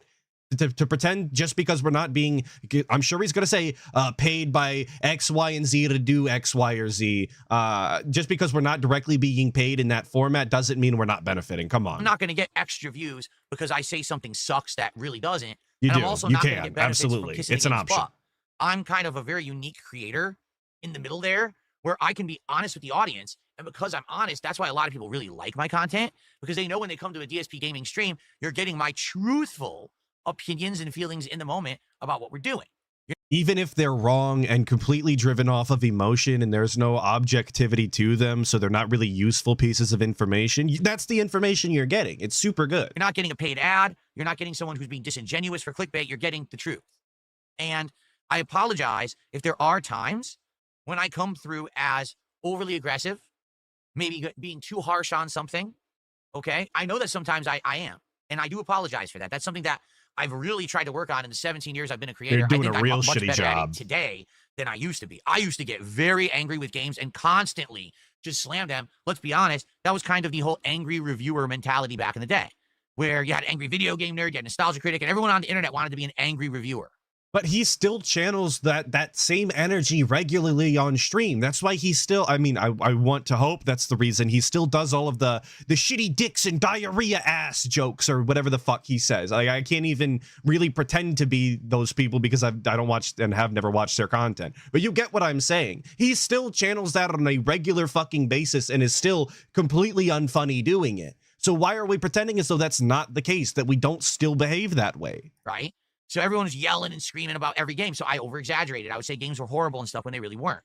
Today, I try not to do that. All right? I try to be, if I'm in the moment and I call something out for what it is, fine. But I'm not going to unfairly say, this game is terrible. It sucks ass. It's the worst game ever. You know. So anyway, thank you for the super chat. And I understand what you're saying. I appreciate your critique. If I'm playing a game, I appreciate your critique, but basically everything that you said was a waste of fucking time and stupid and uninformed and not true at all. But thanks, I guess, for the money, dummy. and I get frustrated, it's not as entertaining as when I'm enjoying myself. At the same time, I don't want to fake it to make it. I don't want to act like every game that I play, I'm enjoying at every moment, because I feel like that would be disingenuous to my audience. A lot of my audience is here and are longtime viewers and supporters because I've been me and haven't changed in the 17 years that I've been a creator. They don't want to see me become Mr. Positive or Mr. Hateful. They want to see that true nature that I found, that balance in between. But he could give his honest opinions and honest takes without being an exaggerative piece of shit. That is exactly what this super chat that was given to him was saying. You don't have to shit on the game to say that you don't like this part or you're not a big fan of this aspect or they could have done it better this way or that way. You don't have to lash out and say that the game is fucking terrible and these developers are pieces of shit that lost their way that should rope or whatever. You don't have to say any of those things. You could just say you don't like the story. You could say that this mechanic would work better if it worked this way, and be very straightforward and blunt about it without stepping on anybody's toes. That's what the super chat was saying, but he lost his own way in all of that rambling. So I hope you understand that. Thank you for the feedback and thank you for the support. I really do appreciate it. Okay. All right. So where was I? Let's think about Where this. were we? We don't even know. Oh yeah, I was talking about how we're gonna bring back Donkey Kong Bonanza tomorrow, and we're gonna do the post game content. All right. So starting tomorrow, Well, Razzie, I'm changing I've every lost. animation on the stream to be bananas. Every animation will be a variation Wow. of bananas, and we'll play a different part of the banana song. How does that sound? Okay, anyway. I think it's time to get serious, don't you? I People agree. want to know what I'm playing, for goodness sake, and they're upset with me that I'm beating around the bush and I'm not telling you. So I think I finally have to tell you now. The suspense is building, but now the suspense must come to an end, and I must give you what you want. I must Give you stop what you killing time want. needlessly. And instead, I must give my audience the information that they so crave. When I announced this podcast yesterday, I said this was going to be a big show where I was going to give you the solid decision on what games I'm playing in the next week and through September. And so now I have to do that. I'm not one of those people that's going to promise you something and then bait you with it and then not give it to you. I'm really dragging this out so long. And he thinks this is a funny joke. This is, and I cannot exaggerate enough. I cannot do this justice. This was one of the most insufferable pre-streams I've ever had the displeasure of sitting through. If any of you watched this shit live, I have to commend you, because it was awful. It was legitimately this fake laugh, this fake wasting your time for a joke that wasn't funny ever for almost 2 fucking hours. It completely unacceptable. Thank you, Vaporware, for the 5. Saying, not to mention, if he metered his responses and didn't go full sped, he might get some actual industry connections and get some of the money that he loves. Well, that would be shilling out on being dishonest, obviously. We can't do that, dude. Come on. I like your thought, though, Vaporware. It's very level-headed and real. Thank you for the 5. DSP would never. This might be the most dragged out segment I've ever done on the show. I think we should just call it the level 1 stall cast at this point. Wow. It's not even a joke. It's genuine. We could call this the level 1 stall cast every single day. It's just stalling for support anyway. The bush has been burned, flogged, and magogged. Okay. All right. All right, well, here is my take. Okay, you ready? I feel like with what I want to do, I want to do something that... Okay, I'm going to play 2 games. Let's make this... Holy fuck. God damn it. Sorry, Dude, I can't even... I can't believe it. I can't believe the way he talks. Even right now, having listened to this once before. Like, we're going to say our piece. Actually, we're going to play 2 games or something. Clear. I'm going to play 2 out of the 3 games. I'm not saying that means that I'm never going to play one of these games. I'm just saying that, for now... I feel like these are the 2 games that I want to play the most for completely different reasons. Okay? So here's the truth. Oh my God. I didn't think you were going to lie. Which game do I actually want to play the most? If you were to ask me, Phil, you got 3 on the table. One is a remake of a classic you've already played. Right. One is the sequel to a game that you never played, but people asked you to play over the years. And one is the probable spiritual successor to a game that you really like. ALT almost crashed out as well. I couldn't even imagine. I actually thought of ALT while I was listening to this and wondering how his stream hadn't just fucking ended because it was so awful. What game do you want to play the most? Well, I would say, well, let's weigh and balance these options. In this case, no, I'm not going to do that. I'm still beating around the bush. I love it. Dude, I still haven't said anything. Boy, I'm becoming a master of talking a lot and saying absolutely nothing, aren't I? And there it is, the God's honest truth from the man himself. He's finally come to the realization, to the DSP truth. This is what this show is. It's all that it's ever been. We've become the best at saying a lot while simultaneously saying fuck all. Isn't that awesome? Isn't that just the greatest realization that he's ever had? Isn't that complete comedy? Isn't that totally worth everybody's time and people should be giving him excess amounts of money for it? I think so. I agree. It's pretty good. Okay, I'm just going to do it right now because enough. Disgusting. This is nonsense. The game that I want to play the most out of all 3 of those games is Chronos: A New Dawn. That's the absolute God's honest truth. Out of those 3, that's the one that I want to play the most. Why? Because it is a genuine new game. It's not a sequel. It's not a remake. It's a genuine new game. It has potential to become a new IP if it's successful. And it's based on a series that I really love. Okay? So that's the game. Is that game even based off, like, he says based on a series that he really loves. Does he just mean like the gameplay, the genre? Is this taking in like a spin-off style universe where it's still kind of Dead Space, but it's not? Like, I haven't looked into the game. Like I said, I hadn't heard of it till DSP was talking about it. But he's acting as though this is going to be Dead Space 4. Like they're in the same universe or something.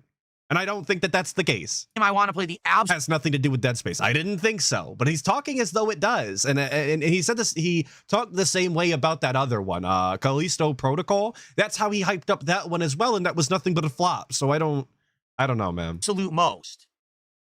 So we're not playing it. No, I'm just kidding. That one we're going to play. We're going to play Chronos, okay? 100%.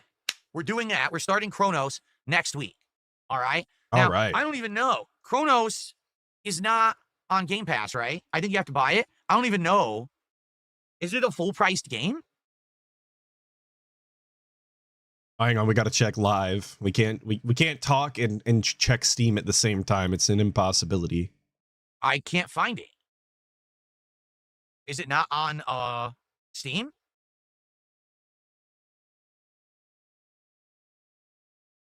Okay, we're typing, we're looking, we're scanning. Oh, maybe it is. Maybe I searched for the wrong thing. Oh, there's no H. Here it is. Okay, so it's $60 on Steam. I don't know if it'll be cheaper somewhere else. All right, so I'm gonna get. Where else would it be cheaper? What are you fucking talking about? Like, the game is just about to come out. Oh, you think on release day, somebody is going to be selling it for like $10 less? Is that genuinely the expectation? What? I'm going to get Chronos: The New Dawn, and I'm going to play that next week. Comes out September 5th. Okay, so let's take a look. What day is that next week? That is Tuesday. All right. So starting Tuesday of next week, we will be starting G2A Chronos. does. Well, I mean, yeah, I guess. Is DSP a gray key enjoyer? Does he enjoy him some download dirty key sites? I don't know that that's the truth. Green Man, like, yeah, you know what? He has used Green Man Gaming in the past. The New You're Dawn. right. All right. That will be a playthrough that we will begin next week. All right. Now, I want to make something clear before I announce the other game.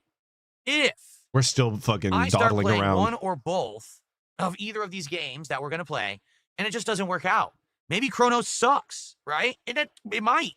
You never know. We might start playing this game, even though Bloober Team just had a big hit with Silent Hill 2 Remake. Maybe this one will suck. Okay, maybe it will. Oh, wait a Yeah, minute. that's an Remember this option. Friday, you're saying? Hold on. Oh, I'm looking at August. Hold on. You're right. Vaporware 336, thank you so much for the 5, saying this is an advanced schedule segment where he checks info and pricing live, not doing it off stream like anyone who doesn't hate their audience would. Well, this is the content. This is how little we actually have to talk about. Hence why we, beat around the bush for an entire hour and a half before we ever actually discussed what game we're going to be playing. So it's just part and parcel for a DSP stream. It's the way that it has to be. Thank you, Vaporware, for the 5. September 5th is Friday. Okay, fair enough. September 5th is next Friday. Thank you for correcting me there, Big Mac. I'm stupid. I was looking at the wrong month. Okay, so starting on Friday, September 5th, Chronos: The New Dawn will begin as a playthrough on this channel. But again, if any of these games or either of these games that I'm playing end up not working out, what if Chronos sucks, right? We don't have to commit to fully playing it. It's not like it was back in the day where, oh no, I have no money. I can't afford a game. I have to buy, if I buy a game, I have to commit. I must 100% this game no matter what. No. Right. That's not, well, he never really 100%ed any game aside from DK64, but not the case whatever. whatsoever. I want you all to understand. He just means okay? beat them. In this case, we can try a game, and if it doesn't work, we don't have to finish it. But then why are we playing Donkey Kong Bonanza? This is exactly what I was talking about earlier. Where if Chronos sucks, we're not going to be playing it, you guys. It's not like the olden days. But DK Bonanza is fucking forever, and it never ends. And I just wanted it to be over, and it sucked the whole time, and it was super repetitive, and Nintendo has fallen off. Right? Okay. I would hope that this game is good, and we will play through it and finish it. It's a horror game, and I haven't played a horror game in a while now. Like, when was even the last horror game that I played? I don't even recall. What was the last? Did he just ask what the last horror game he played was? Didn't we just play Ludo the other day? Is that not a horror game? I thought that it was. I didn't watch it. Okay, I genuinely don't know, but I thought that's the way he was talking about it. Let's set that in stone. Excuse me. Oh, no. Frog in my throat. Frag in my Friday, throat. September 5th, Chronos: The New Dawn begins as the daytime stream, okay? It'll be good. Now, what's the other game I'm playing? Well, let's see. We got Metal Gear Solid Delta. We have Hollow Knight Silk Song. Only one can win. What is this goofy ass hand motion we're doing? The other game I'm playing? Well, let's see. We Sorry got to Metal Gear rewind it. Solid Delta. Right. In the right hand, MGS. We have Hollow Knight Silk Song. In the other Only hand, one can win. we got to do the 180 flip around and then the 180 flip around again into the clenched fist pull in. It's you guys wouldn't understand this. This is an advanced movement tech for all you non-streamers. Only one. can become And now they're a butting playthrough heads even in on the DSP fist Gaming, and format. the other Very cool. will either have to wait or will never be played ever. Oh, think about that. So taking a look at the situation. Yeah, all right, I'm playing gonna be patty honest. cake for real, for real. I at first was thinking one thing, but then I listened to your feedback and I came to a conclusion. AKA, this was prepaid. Somebody behind the scenes said that they would pay for this playthrough. All right. 100%. I had in my head that I was going to play one of those two games. And then when I talked about this a few days ago, I started seeing different kinds of reactions.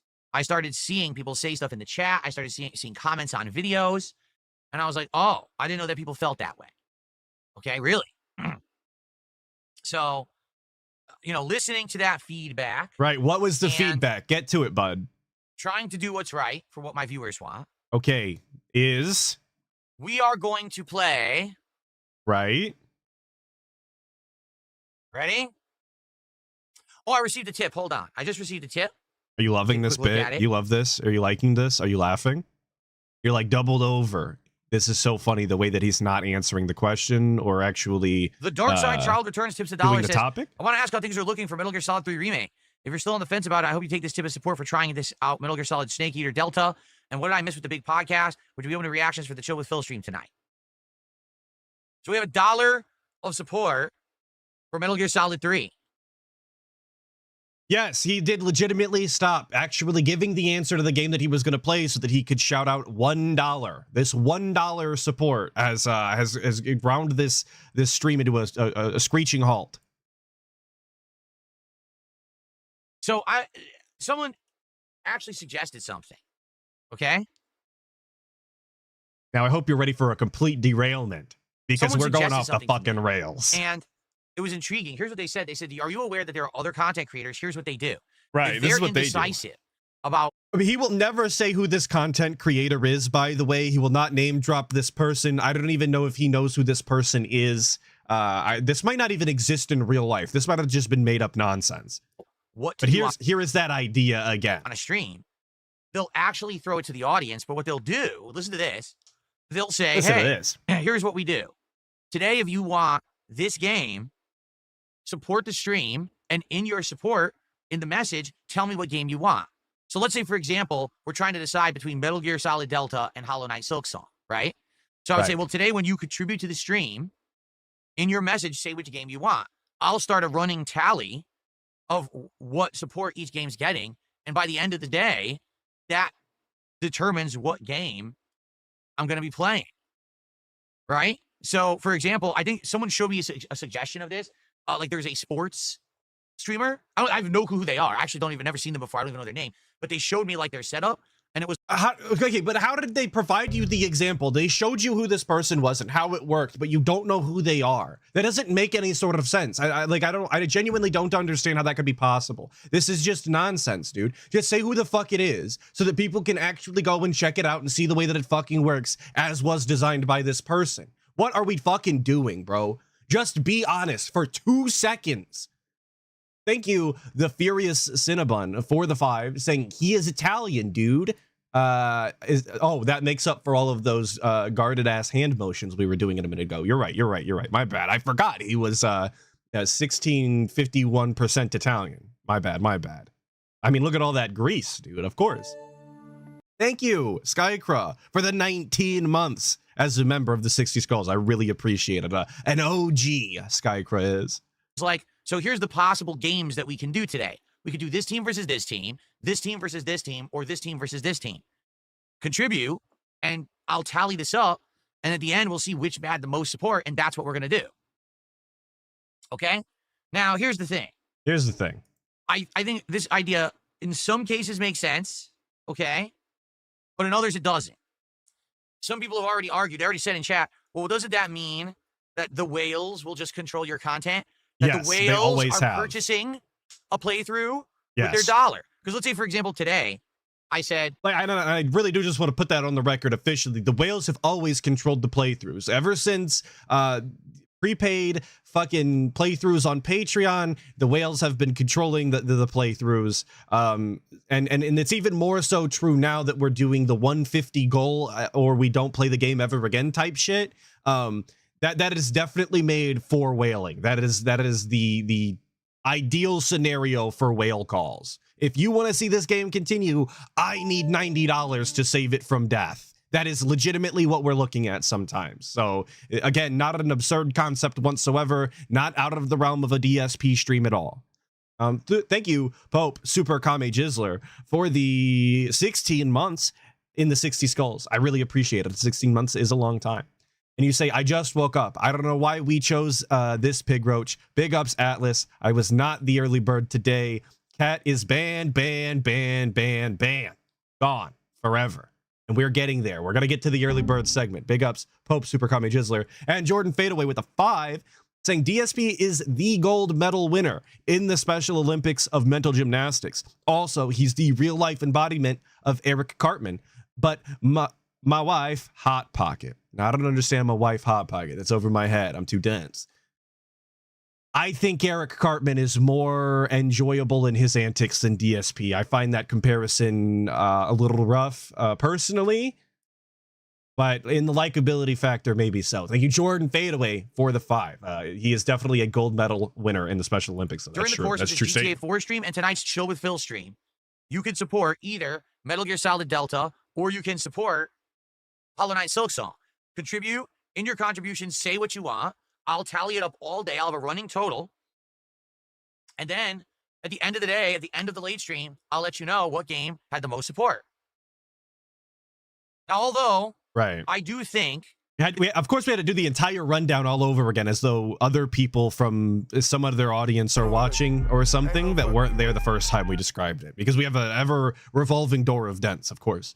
But thank you... I'm going to say Sleefa. It might be 5 Leafa, but we're going to go with Sleefa for the $36.99 AED, saying this is absolute BS. I have never seen any content creator besides DSP holding games hostage behind tips. They do polls every single time. Well, DSP can't do polls, dude. Come on. Are you some sort of fucking troll yourself? Are you a detractor? You know that those get hijacked by idiots online who are out to ruin his life. Come on.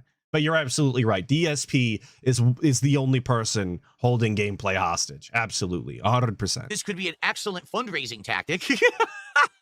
Let's be honest. There's some people out there who have said, I outright will pay for Metal Gear Solid Delta because I really want to see you play it. And there it is. There it is. That is, to me, the admission that this playthrough was prepaid. This is confirmation to me. If he actually knows there were people out there that have said that, he 100% got into contact with them behind the scenes style, email style even. Other people were saying, I will outright pay for Hollow Knight Silksong because you didn't play Hollow Knight and I'm dying to see Silksong. I want to see you play it. So this might actually bring people out to support a playthrough before I've even done the playthrough. Right. Wait a minute. You could raise money for something and you didn't even do it? Like Project 7, right? And this is why I instantly thought of the prepaid playthroughs via fucking Scammer's Choice, or I mean Viewer's Choice. That's exactly what that always was. But it reminded me of Project 7 because he charged for something and then never fucking did it. Very cool. Really? This is fascinating. This is a fascinating idea and I didn't even come up with it. This is something, this is very interesting, all right? So here's what we're going to do, all right? Today, yo, big ups, Matt Revsy says sent you get a people troll over. to Thank you, $100 to Revsy. purposely play the most Big boring ups, game, brother. and although you get the $100, which is great, now you might get overall less support for the totality of the stream that you're going to do. Right.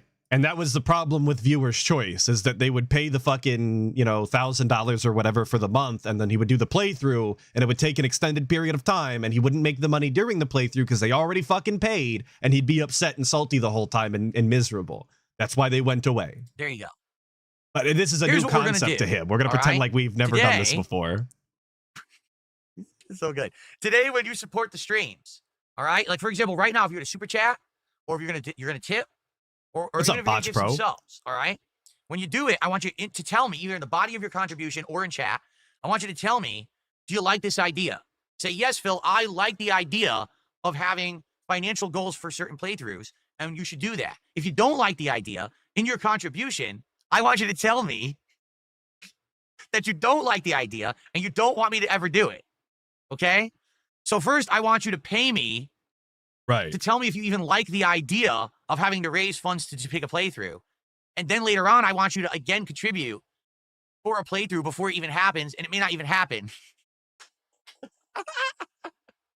And again, it's this fucking giggly cowardice of hiding behind these jokes. But if he knows that if he could genuinely get away with this, he absolutely would. And I don't know what he thinks this is doing for his image or like who in his audience is enjoying this when he knows that his position on the internet is a fucking scammer. When he knows that everything that everybody thinks about him pretty much goes as far as he beat off on stream, and he's actively trying to get as much money out of people as possible in any way possible, you know, despite how awful it actually is, how big of a scam. I mean, I just don't understand what he thinks he's doing optics-wise here. He's only making it worse. He's only digging the hole deeper. But then we're going to complain when people talk shit about us or take us out of context or this, that, and the other. While he actively does this on a regular basis. This is the DSP he portrays regularly. Come on. For the record, I'm just messing with all of you. I'm not going to do any of this. Okay? At least not now. I have no plans on doing any of this at all. Okay? At least right now. Brian says, Chronos the New Dawn got delayed. Let's double check that. Confirmation, it'll be there in the future. Don't you worry. Like I said, coming to a stream near you. Watch out. Wrong. It's listed as September 5th, 2025. The game will unlock in approximately 8 days. They did not get delayed. That's baloney. Okay. I'll also double check. I'll search on Google just to confirm, but it doesn't look like it got delayed. It looks like you're full of crap. Okay. I like that he was so genuinely concerned, though he has to look it up right now. Even though he was just on the fucking Steam page looking at the price. He didn't even bother to check the fucking date. It's not been delayed. How dare you? Just gotta waste more time, dude. Crisis averted. Okay. Excuse me.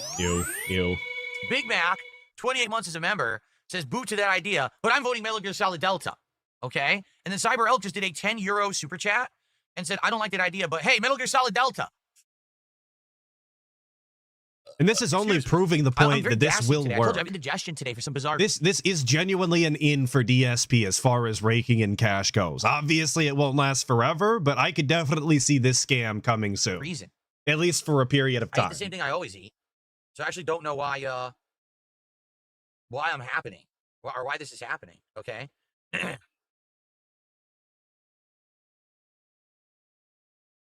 Okay. All right. Whoa.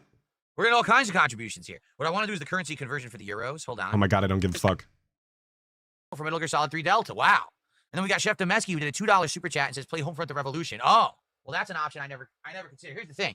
I wasn't going to play Homefront the Revolution, but since we're doing it this way, if I get enough support for Homefront the Revolution, maybe we'll just play that tomorrow instead. How about that? We'll do it that way. We'll even have games that weren't supposed to be in the running will now become in the running because people are paying for them. See, that's how it works. You pay to play. Right. Do you understand the slippery slope here? That if I did do this, listen, be honest, it's a scam.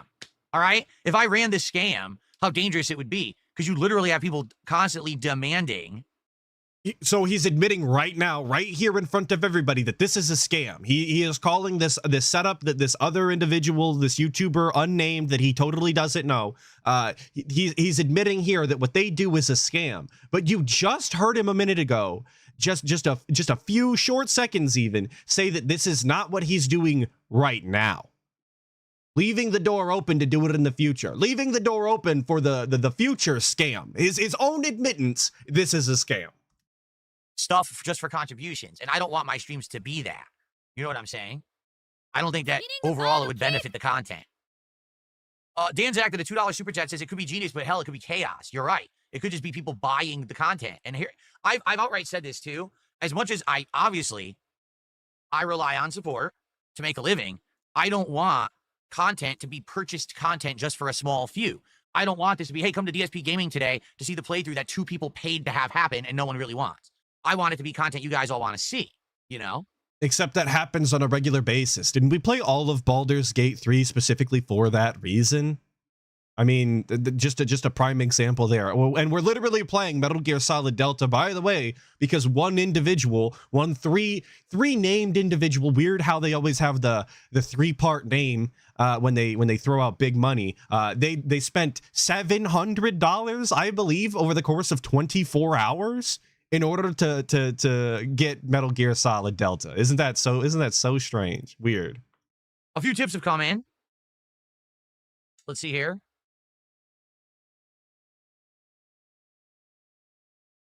The Dark Knight Rises tipped $1.50, says, here's a tip for Metal Gear Solid 3 Remake. Give it a try. Silk Song will mostly be gameplay-oriented without much story. I'm more interested in Delta. Also, Silk Song before Hollow Knight. I recommend Metal Gear Solid 3 and try Silk Song after you played the original first.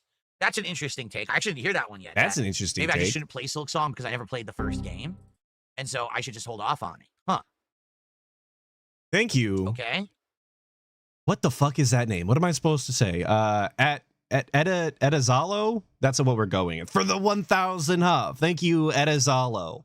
Saying, hey, Atlas, finally caught you live. Usually I listen to VODs. What is your favorite game journalist doing now? Pissing me off is always the answer. That is what DSP does on a regular basis. I don't think I need to be any more specific than that. Thank you for the 1,000 huff. He's scamming and pissing me off and wasting my time. Then I got a dollar tip from Luigi64's Mansion. I think it's probably a good idea to try it, I think. Also, Metal Gear Solid 3 Remake is my choice. So I'm getting a few tips from random people who are saying they actually want to do this and contribute to vote for a game. Keep in mind, I didn't say I was doing that. I didn't say I was doing that, but you know.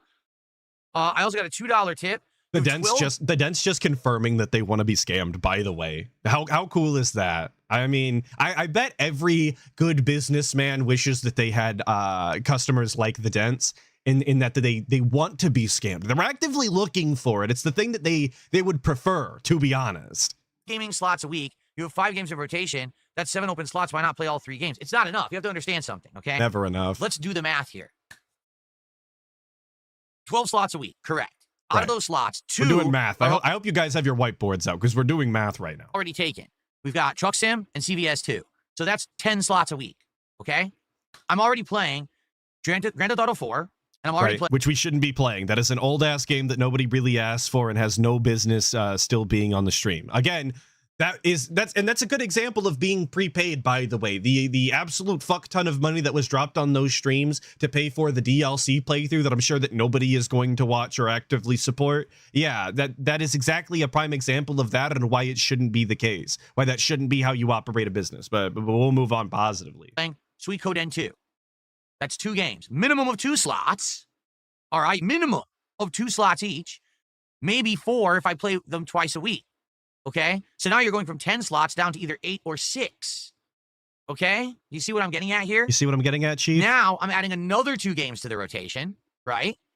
The problem here that I'm having is if I don't play a game enough, no one will be happy, right? Let's say I take on all 3 new games, but I'm only playing Metal Gear Solid Delta, Silk Song, Chronos, GTA 4, and Suikoden 2 only like once a week, or maybe a couple games get 2 streams, but most only get 1.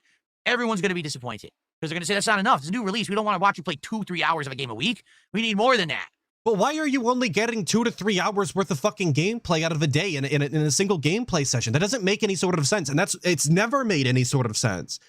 The fact that DSP will run a stream for 5 to 6 hours on the day stream and play a game for 2 to 3 out of that is completely asinine, given how his schedule is frequently just completely taken over by an ass fuck ton of games that he'll never get around to playing and can't finish fast enough. It doesn't make any sort of sense. It's a self-created problem that he just wants to complain about all day long, every day. Thank you, Johnny Rico, for the 1,000 huff. So many huff today. Saying it's Hufflepuff coin, by the way, almost as worthless as a Canadian dollar. If only you were a Ravenclaw coin individual, it might be worth just a smidgen more, but you can be placed next to the Canadians. It's okay. It's not the worst place to be. We want progress, right? So that's the thing. And you could be Argentinian. Think about that. The other thing is there's a lot of new games coming out at the end of September into October that I'm going to have to start playing. I have to finish whatever games I'm starting now by the 3rd to 4th week of September. I can't have a playthrough going 2 months. I can't right now. I have to actually get through these games. So I have to be playing them a significant amount. So that's why I don't think that it's going to work. The way I see it is this. All right. What do I mean by that? Well, what I mean is more sense to take on less to start. And then if we actually get through stuff faster and we end up having time for it, then we take on what we didn't play. Okay. So let's say I decide, I'm not deciding yet, but let's say I decide I'm going to play. Can we just fucking decide? You guys remember about 20, 30 minutes ago when we were actually talking about the games that we were going to play and we were making an actual decision, and then we decided to talk about doing scams instead, and now we're having this conversation? I almost fucking forgot myself, in all honesty. I forgot we were genuinely getting the answer before we were rudely interrupted by idiots. Play Silksong and we're going to skip Metal Gear Solid Delta. Well, maybe we play Silksong, we play Chronos, we play GTA 4, we play Sweet Code N2, and we play Truck Sim and CVS 2 for a whole week to 2 weeks. We look at the progress. We see how it goes. If we're pretty far into those games and we end up beating a couple of them by the middle of September, maybe then I can take on Metal Gear Solid Delta, right? But taking them all on and then getting stuck in the middle of so many games and never finishing anything, I don't think that's a good idea. I'm just being honest with all of you. That sounds stupid. I've been there We and done that. shouldn't do Did you know? Many years ago, this happened, okay? Oh my fucking So many God. games. Dude, actually, and it's absolutely vital that you guys sit through this with me, because I don't think you can do a DSP segment, a DSP bit, any sort of justice if you don't leave in segments that are absolutely fucking terrible and go nowhere. And Grandpa's 9,000th fucking story in a row. It is the fucking stream. This is the content. Thank you, YouTube commenter for the 5, saying, fun reminder, DSP used the frog glitch to cheese beating Mario Odyssey because he couldn't beat a level. He conveniently never mentions this these days.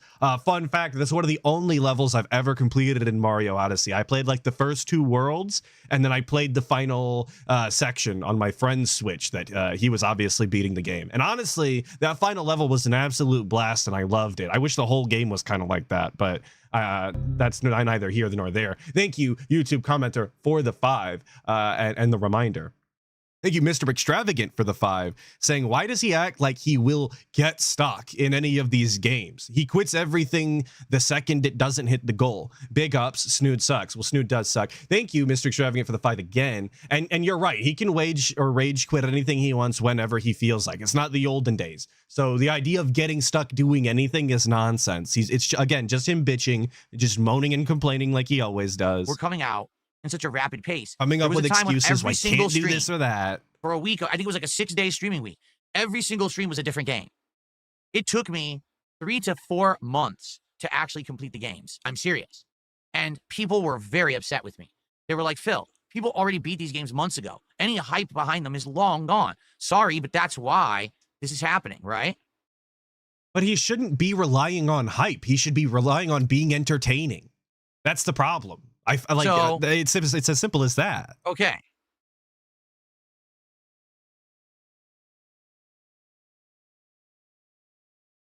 All right, we're just right into the dead air, just statue mode. So here's the deal. I'm about to make my decision. Oh, here we go. Okay? Here we go. And this decision is not my original decision. I had something that originally I wanted to do, but I listened to you and your feedback this week, all the things that you guys reached out and told me, and you said this and this and this, and I said, oh, okay. All the things that you reached out and told me, which again, I cannot clarify enough, was a prepaid. Like that is, I mean, maybe that's a Theo theory, but I don't know how anybody spends $700 in 24 hours and you can't think that that's suspicious, that he changed his mind completely unprovoked, obviously, from that. That had nothing to do with it. I'll listen.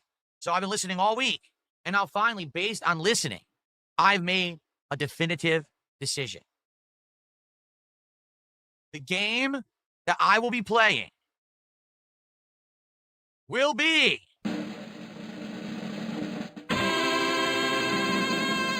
Metal Gear Solid Delta. Yes, I'm playing Metal Gear Solid Delta starting tomorrow.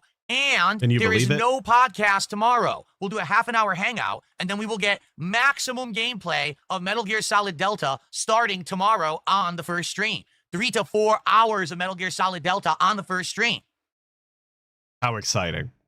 I bet you were chomping at the bit. You couldn't get into his stream fast enough. You didn't even watch Raw Phil. That's how excited you were to watch the MGS playthrough. You all tuned into DSP Gaming. For real, for real.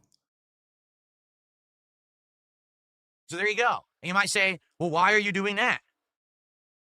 Because so many people reached out to me this week basically and said, no, really, like, even though we're well aware you suck at Metal Gear, and I admit I suck at Metal Gear, right? The classics, for sure. Metal Gear Solid 5, I actually did good at. Every other game I sucked at. Every other Metal Gear I've been terrible at, okay?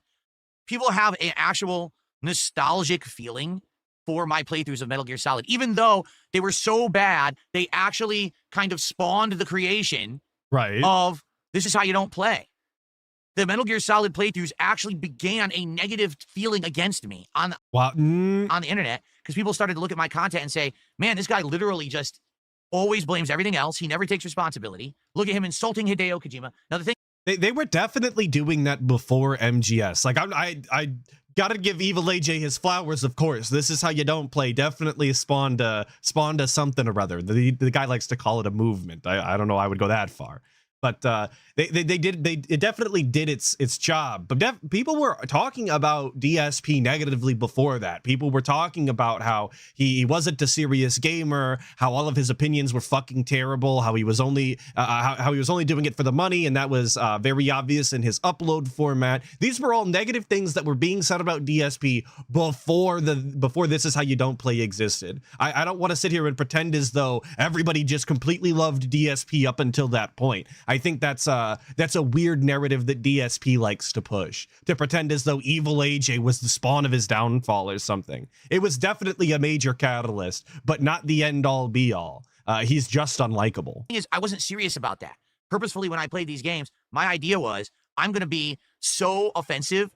And Karaz is informing us Evil AJ has 100% platinum to MGS3 Delta already. I did see he posted his stats on Twitter the other day, and he only lost like a singular health bar's worth of health the entire playthrough. Very cool. He even got the fucking Fox rating or whatever it is in that game. But in the games, because I know that these games have such a crazy fan base. Sorry, I'm not the biggest MGS player. I didn't think it was going to blow up the way that it did in a toxic, negative way. I thought it was just going to give me attention.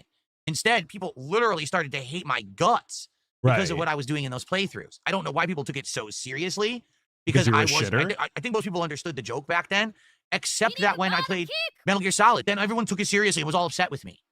I did the exact same thing with all the other games I played. That was fine. I did it with Metal Gear. Oh my God, blasphemy, right? So he just admits that his shtick ran out. Like, it got tired on MGS3. That was the moment in time when people realized that Dane Cook wasn't funny, and all of the positive will that he had beforehand was actually for naught, and he needed to go out of the line. I noticed I said Dane Cook because that's all that happened here. It was a bit that some people might have found funny to some extent at some point, but it ran short, it ran dry, it did its time, and it's no longer needed, and he kept doing it, and people didn't like it after that. That's it. I don't know why we're going to pretend like we're confused about this. Ladies and gentlemen, ALT thinks Dane Cook is hilarious. Well, we'll have to talk about that at some point. We're going to have like an intervention or something. Tomorrow, we do it all again. We start tomorrow. All right. So, yes, Metal Gear Solid Delta starts tomorrow. Let's go through the schedule now so you guys know what's going on. Okay? All right. So we've decided that we are going to be playing MGS3 despite multiple minutes, tens of minutes, 30 minutes, 40, whatever it was, days in a row talking about how we're not going to be playing MGS3 and how that's not our pick and how we don't want to do that. Because we've already played that game and there's 2 new games coming out and those take precedence, and then we decided to play MGS anyway because it was prepaid. And that's not just my opinion either. That is, of course, the opinion of one ALT insider who tweeted, and I agree with this entirely. Very clearly, this MGS playthrough was a promised sponsor playthrough. This individual deer in the headlights donated $700+ in the span of 24 hours, which makes sense because there was no way that DSP was going to be playing MGS, or he said MSG. Shout out MSG enjoyers. MGS without promised whale outs. He's got too fragile of an ego. Absolutely. Like I said earlier, the generational trauma that DSP is currently still suffering from. Because of This Is How You Don't Play would have stopped him from ever playing MGS again if he could. But yet, here we are. a little offshoot from the MSG talk, as ALT likes to call it. Dane Cook streams Warzone on Twitch. That's not what I was gonna say, but that's new information to me. Maybe I'll check that out at some point for the meme. A little off topic in the realm of gameplay, but of course, some of you have been talking about this individual. Okay, there was an arc, you could call it, this week of early bird. Now, please correct me if I'm wrong about any of this, because if I'm being honest with you, I didn't look into it that deep. I know I didn't do my due diligence. I'm not a real detractor. Some of you might say I'm a phony, I'm a grifter, or whatever. You can have that opinion. But this is early bird. They are a streamer, a lady streamer that DSP has supposedly given money to via Coffee, that site where you can donate to people, of course. His name was on there. They followed each other on Twitter. Yes, the real DSP account followed them on Twitter, and they said that they followed him back. And here is a tweet from them saying a while back, he even messaged them and said hello, and that's it. They figured that he was just a fellow content creator, so they followed him back and didn't have any idea who he was. And this person is kind of surprised that all of this blew up because they're unfamiliar with the snort text. Fine, whatever, cool, very, very robust. They did wind up, DSP did unfollow this person after this was all brought to light, which to me indicates some sort of,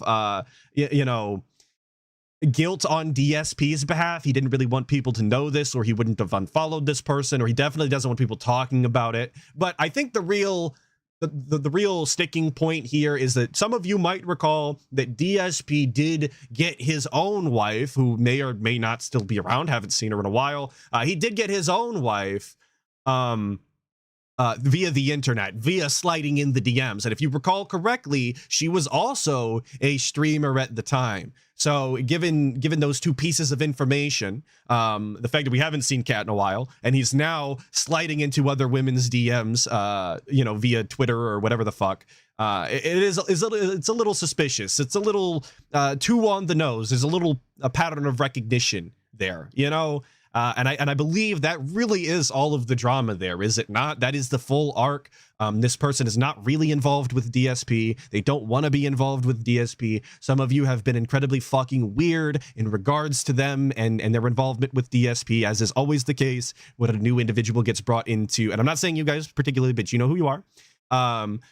Some of you get very weird when bringing new individuals into the vortex, the snortex, whatever you want to call it, into this space against their will, or against their will, rather, not their wheel. That's a different thing.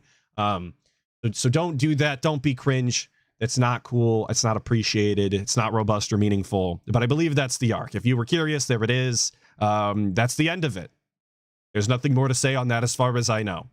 So I believe that'll take us into the beer segment. Of course, I'm going to show you the full thing as much as I'm going to stomach. I'm not going to promise the actual full thing, but I didn't edit any of this. This is the raw Snort Hogan edit. Let me tell you something, brother. the raw edit. As if that made sense. Hogan. Drip. I got the drip. Go. Okay. You guys ready? Now, by all means, feel free to support the stream while I'm doing this, since we had almost no support whatsoever during the fighting game segment. Astrodonis is saying that they don't believe early bird streams. They think that they make videos on demand, and that's why they have a coffee. If that's the case, that's the case. The stream. Please, I would love to get some support popping up on the screen if you could. Okay? All right, here we go. Hello, everyone. Oh my god. The sleeves is right, Mr. Extravagant. Jesus Christ. At first, I legitimately thought he was wearing long sleeves underneath the Hawaiian tee, the way that the frame was. Holy shit, man. Those shirts are two completely different sizes. It's DSP, and it's time for yet another edition of DSP Tries It.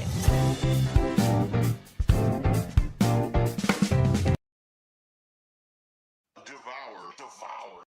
And tonight, it is a very special edition of DSP Tries It, because tonight we are doing something the likes of which I have never done before.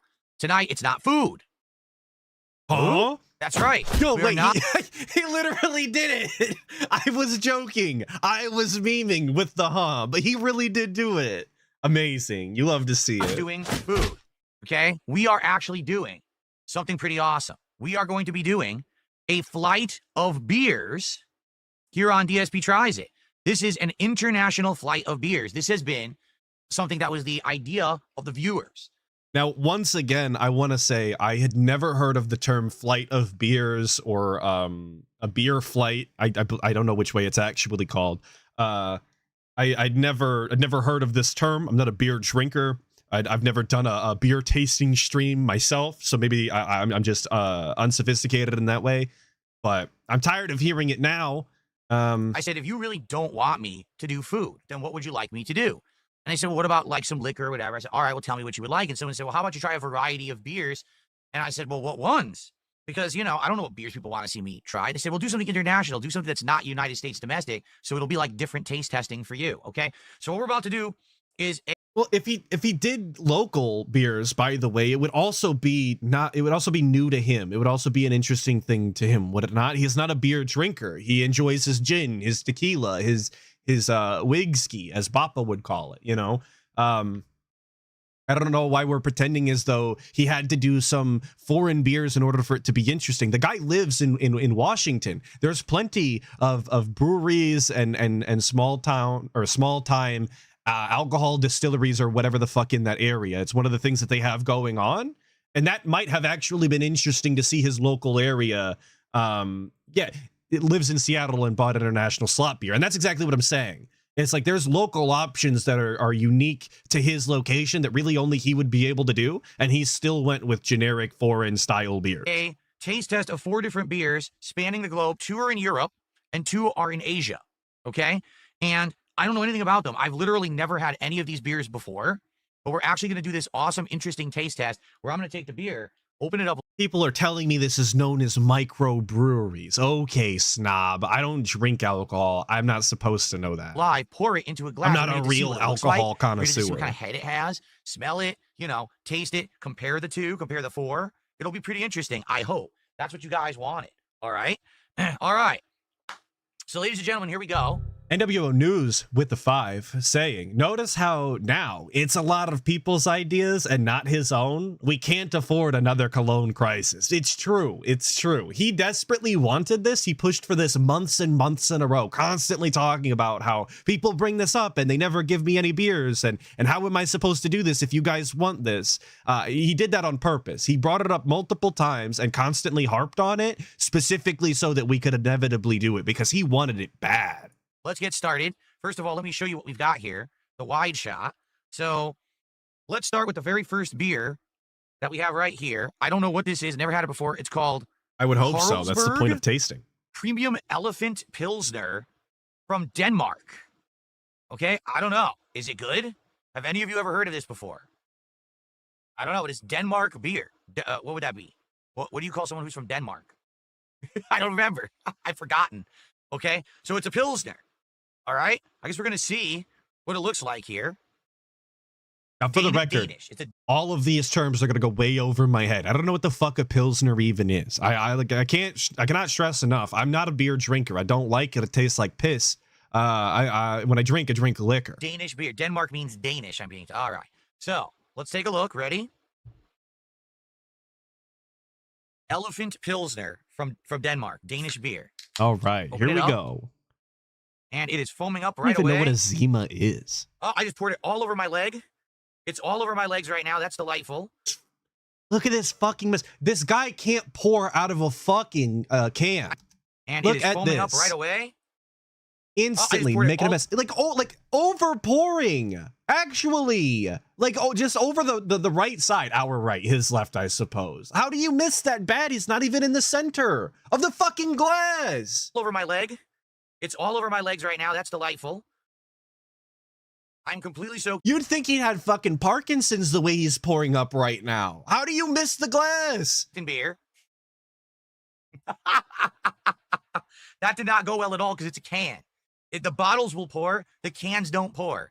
That was you heard it here first, folks. Cans can't pour them. They always make a mess. It's a distinct feature of cans. No one's ever poured a can without spilling. It's impossible.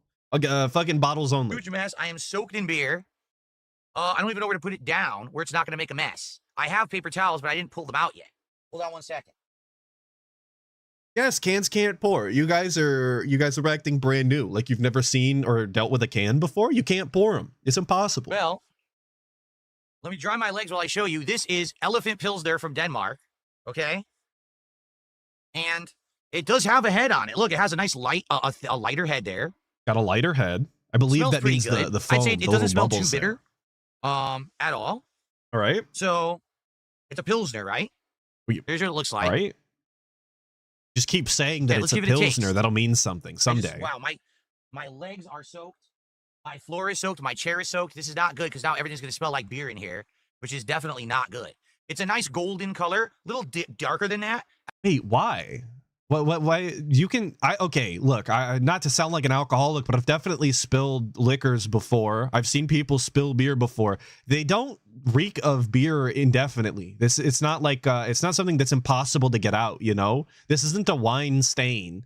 You could just clean the fucking floor, clean your fucking seat, and it won't smell like beer. Actually, I'd say more like a dark amber color, so it's actually not as light as I first thought it was when I was pouring it. Okay, let's give it a taste.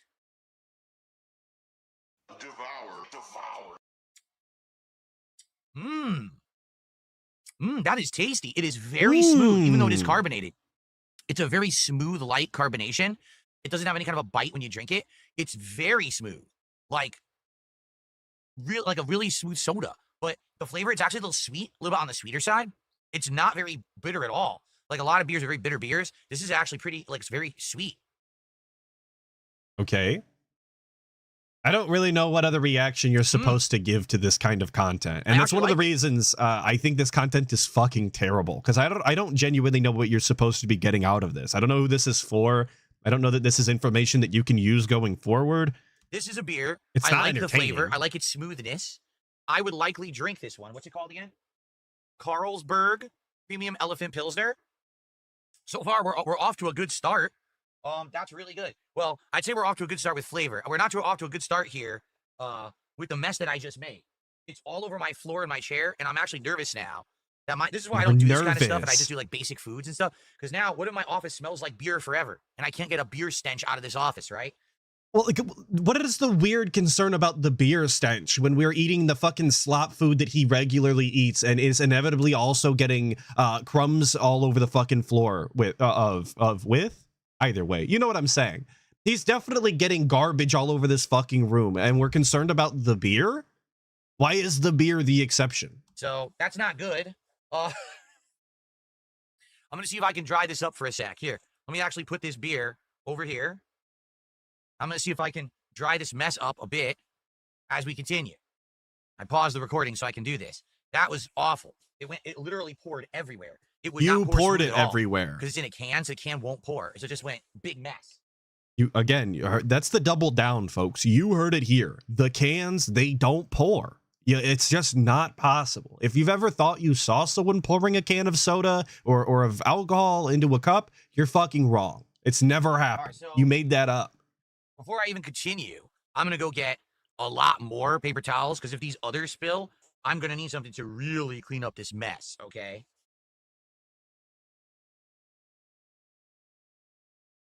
Now, obviously, this makes for great content. It looks like he's rubbing his snatch real good, buddy. Look at him go to town. Getting in there. Hell yeah. I think I'm just going to have stains on my chair. There's nothing I can do about it. First we beat off on stream, then we flick our bean on stream. That's what's up, tubes. Going to be big stain spots on the chair now. Big ups NWO News for the two, saying man has an overflowing piss and shit box in his house. It's true. I don't know that it's overflowing, but it's definitely broken. So okay. All right, let me go get more paper towels and then we'll continue. Thank you, NWO News for the right two. Okay, so let's get some paper towels ready here in case we get a giant spill again. And what I'll do is I'll set them up one by one next to each other. Here we go. I have one beer mug. You could have spilt that whole fucking can on the floor, and I don't know that I would be justified in calling it a massive spill, in all honesty. But I to the guy, the dribbled out bits that fell on the floor are fucking, they're the end of the world, dude. Stop the stream. Stop the presses. That's the problem. I can't drink 4 beers out of one beer mug, so I had to put them in these glasses. Oh, NWO News was not talking about DSP's fucking toilet. He was probably talking about the cat's litter box. That would make more sense. Talking about the overflowing piss and shit, obviously. Thank you for the clarification. I appreciate it. So they'll sit next to each other? 7. Yeah, I know, Ark. He says your Thank room's you. going to smell like ass tomorrow. It very well might. The chair, it will. Like the floor, I already dried it up. But the chair, like it's soaked in. It's like, what am I supposed to do? It's just, the chair's going to be disgusting. It's going to, you know, hopefully It's going to be it doesn't smell. It's disgusting. probably going to have stains on it, though. Okay. Gonna have stains. Is this just the Alright. pre-built, Well, let's the get this up- built-in excuse of why there's stains on the chair when we inevitably see how disgusting his chair looks? Here. We'll continue. So here we go. Guys, remember that time I spilt that beer? Alright, so That's why there's all those little Carlsberg, droplets we've on tried, it. and it's good. Those In fact, I'll take are one more sip of unrelated it, to the 'cause pre-streams. I actually think it's quite good. Carlsberg Premium Elephant Pilsner from Denmark, Danish beer. Devour. Very smooth. Had a decent head. It went away now. Decent head. Darker color. You gotta appreciate Lighter some flavor, like a decent sweeter head. That's flavor, real. not as bitter as other beers. Pretty smooth. It's a smooth drinker. I would probably drink this one myself. I like this one. Okay? Probably the best beer in the world is Carlsberg's classic slogan from 1973. Mads Mikkelsen did ads for them. Says that's all from Benny Hill. Wow, I didn't know that. Wow. Okay. Useless Yes, I unpaused information. the recording. Thanks. I did. Okay, our second beer. This is interesting. Sing Ha. This is Thai beer from Thailand. Sing Ha. In case you guys were confused as to what he meant by Thai beer, it's from Thailand. I know that was kind of a brain teaser for you guys. I'll just go ahead and put it together for you. You guys would have never have figured it out too hard. I have no idea what Thai beer will be like, but we're going to give it a try. It's like one of those golden lions on the front. See that? Okay. Well, if anyone who've tried it or not. I have this weird bottle opener. I couldn't find a standard one. I think all you do is push down. It's supposed to open the bottle. Why do you have a weird Wow, that actually bottle worked really opener easy, and too. not a normal one? Oh, this smells completely different. Now, where'd the bottle cap go? Okay, so Sing Ha. You know, I think it's weird for a person who doesn't like drink, like overconsume alcohol. It would be weird for them if you asked me to have a weird bottle opener as opposed to a standard one.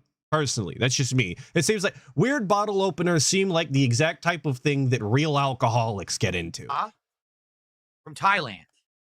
Let's see if I can actually pour this one without making a huge mess. This one smells strong. This smells pretty bitter. I'm gonna be honest, you know what it smells like? Like weed. I'm completely serious. It smells like weed.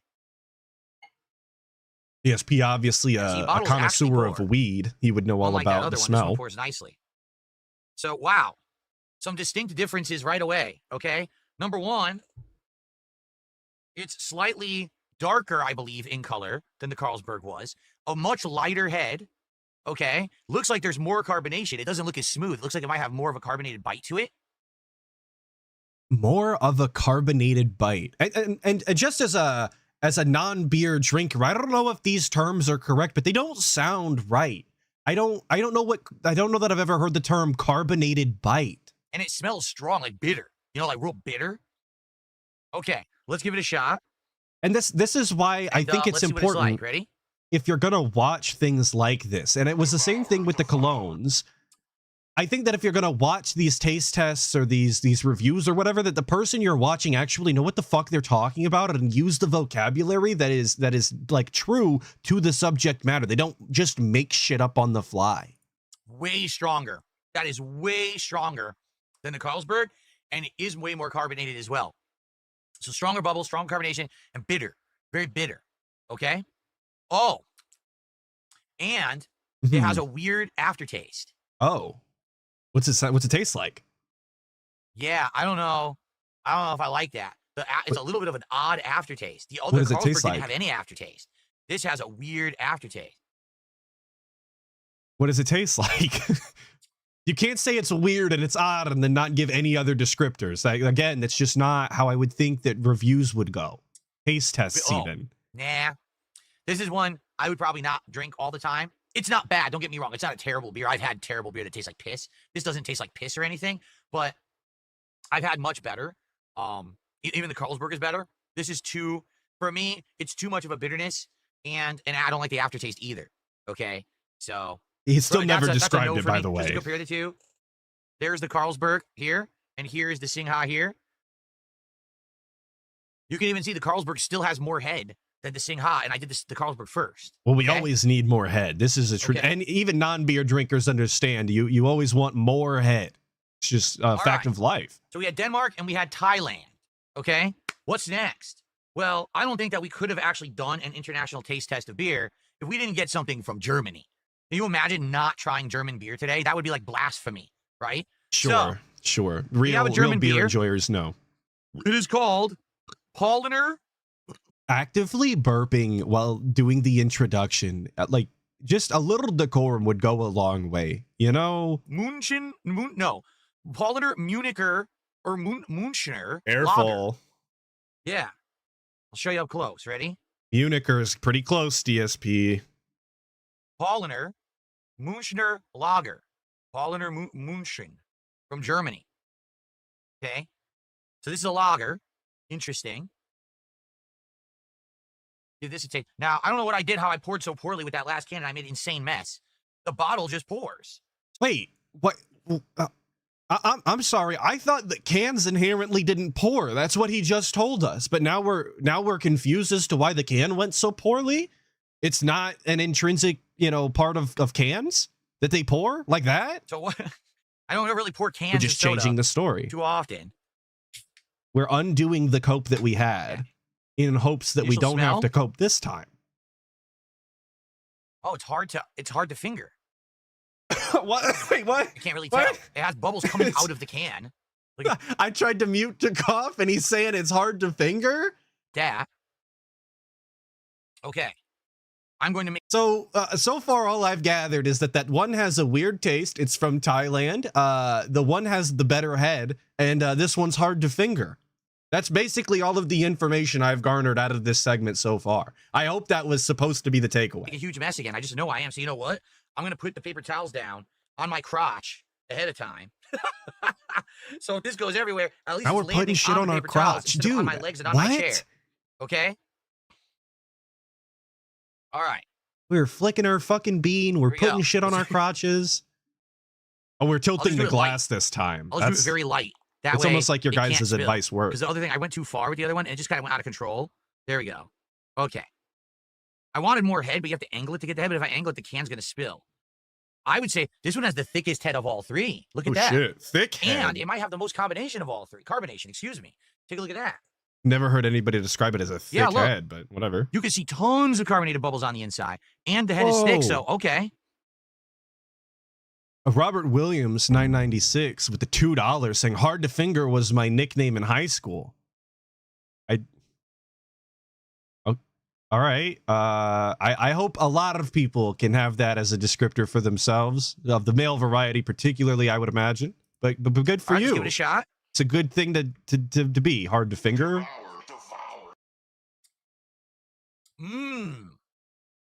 That is delicious. But so far, that is my favorite of all three. Can I three. pin that? It has great carbonation. It's smooth, but has great carbonation. Not an option. The head is good. Sorry. It has great flavor. You'll just have to remember. It's a little on the sweeter side. It's a little on the bitter side. So it's got a little of everything. I actually really like that one. Like, the Carlsberg was just smooth but sweet. The Singha was basically just really bitter. This is kind of both sides of the flavor spectrum at the same time. So it's kind of really, it's a strong, bold beer. Very bold flavor. Now, any beer enjoyers, if you could please tell me if bold is a normal word that you would describe beers as, is that helpful to you in understanding what this beer could potentially taste like? Or is this another useless, vague word that nobody would ever actually understand as far as taste goes? I really like that. You guys are saying no. Man, okay, Paulaner? great. I'm glad we're helping. Paulaner gets a thumbs up for me right now. That's my favorite out of the three. But now we have one more to go. And this is one that I think a lot of people know about, but I've actually never tried before. We're going to do another Asian beer. This one's probably the most popular, mainstream, because I've heard of it before. Saporro, okay? The funny part about it is, okay, here's the funny part about Sapporo. Here's the funny part. It's Japanese, right? It's a Japanese You guys are going to beer. laugh at this. And you look at the bottle, and you want to know what it says? It's brewed in the USA. What? Why is it brewed in the USA? I guess what it is, it's so popular, they probably don't want to brew it in Japan and fly it over. So they actually have breweries here. But yeah, it says right on it, it's brewed in the USA. I can't see exactly where it says. Here, Hold on. I'll tell you right now. I got my glasses. I just love that we were so ill prepared for this segment, despite asking for it for an extended period of time. Like, I know Killdozer or whatever gave this recommendation a couple of weeks back, but we've legitimately been talking about taste testing alcohol for months at this point. But we're so ill prepared for this segment that we wound up on the international flight of beers segment buying domesticated beers that were brewed here locally. That's super cool. That doesn't defeat the purpose whatsoever. It's totally in line with the content we were looking to make, of course. It says, this is all according to brewed plan. and bottled by Saporro Brewing Company, Escondido, California, and Richmond, Virginia. Very Japanese. Oh, yes. Oh, when I go to Richmond, Virginia, all I see around me is like, you know, sushi and ramen and all kind. Actually, ramen is actually more Chinese now I think about it. But anyway, so. That's true. I don't even know. Here we go. Who cares? Let's try Sapporo. I've never had it before. Let's see if it's any good. All right, let's get it open.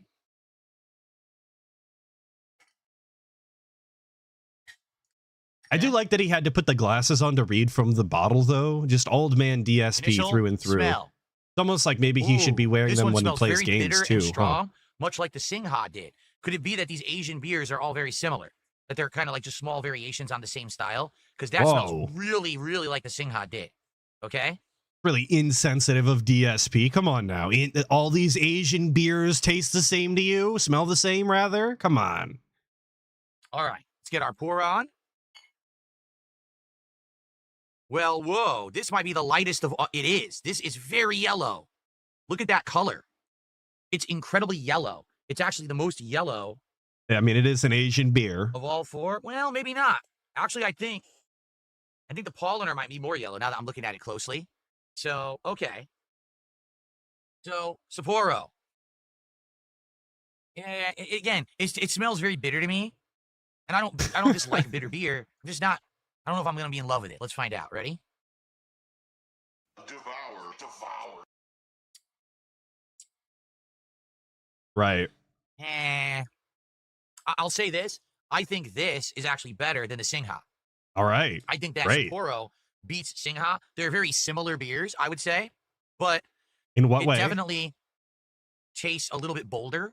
Okay. Again, the word bold has confirmed not been helpful to anybody. So I'm glad that we continue to use it and provide no information. Really? King Crimson says it's not the imported one. The ones you find at Asian grocery stores are better. This is the American version. There's 2 versions of Sapporo? I didn't know that there were 4 versions of Sapporo. Andre making a great point. How come gourmet food gets paper plates, but beer gets real glasses? That's a very good question. Maybe it's because we value alcohol more than we value food. It's just a personal guess of mine. And I actually think that he's doing the beer a disservice because I think that the can or bottle experience does change the experience of drinking the alcohol. I'll give you a prime example of this. Don't shame me because I like basically drinking a soda sometimes at the functions. Smirnoff Ices. Yes. Laugh, point, and laugh. It's fine. The cans of the red, white, and berries, I believe, taste better than the bottles, but I would prefer every other flavor in the bottle. Me personally, that's just the way that I am. I think that the can brings the flavors together better, personally. Like I said, shame me because I like drinking juice at the function sometimes. I'm a sipper, okay? I like to sip. Okay. Or, excuse me, 2 versions of Sapporo. It's strong. It is strong. And it's very bitter. But I would say, he said he's throwing away the 2 cases of Asian beer because he didn't like them. How robust. Head-to-head. Let's do a head-to-head. Because people are saying, can we see all 4 of them together? Okay, hold on. When am I getting a real drink? I drink wine at home. Okay. Now, if you've never put away a whole bottle of wine, I don't think I can fuck with you personally. That shit hit different. Okay. Well, you can see 3 of the 4 here. So this is the Sapporo in the back. Okay. This is the Paulaner. This is the Singha right here. And don't ask for sophisticated wine takes from me either. I just sip on Moscatos Taking a look at all of them, I don't really like alcohol. It looks like the elephant beer held its head the best because looking at all 4 lined up, the Carlsberg has the most head still on it. Damn. So that's interesting. Remember, that was the smoothest one. Head is apparently absolutely vital in the beer game. This is news to me. I'm getting this firsthand from DSP. Please tell me if this is wrong information. But apparently, head is absolutely vital. The most important factor. That one didn't have like heavy carbonation. It was like a smooth carbonation, and it actually held its head better, I would say. They do all look completely identical. Well, I agree. They look exactly I'm not the trying same to be in the like glass. racist or anything, but honestly, I do think out of this taste testing, I do prefer the European beers. I think that they're superior to the Asian beers. Okay. Well, you didn't have to use the word superior. I was just about to say, I don't think that you're being racist and just stating that you prefer the European beers, that they're more aligned to your taste buds. But then to say that you think that they're superior, this is a very odd word to be using in this sort of context when talking about regions. So I guess so. Sure. I'm glad we clarified. Thank you, Karamazov, for the 13 months in the 60 skulls. I really appreciate it. Saying head is absolutely vital. Atlas 2025. Can someone clip that? Well, I stand by that statement. Out of context, in context, doesn't matter. Head is absolutely vital. Like I said, it's a fact of life. Fair enough. Now, let's rank them all. Okay. I would say in fourth place. Here's what I'll do. I'll take a sip of each again. Aryan ale is crazy. Let me take one sip of each. So here's the Carlsberg again. All right. They did have a German beer, though, I guess.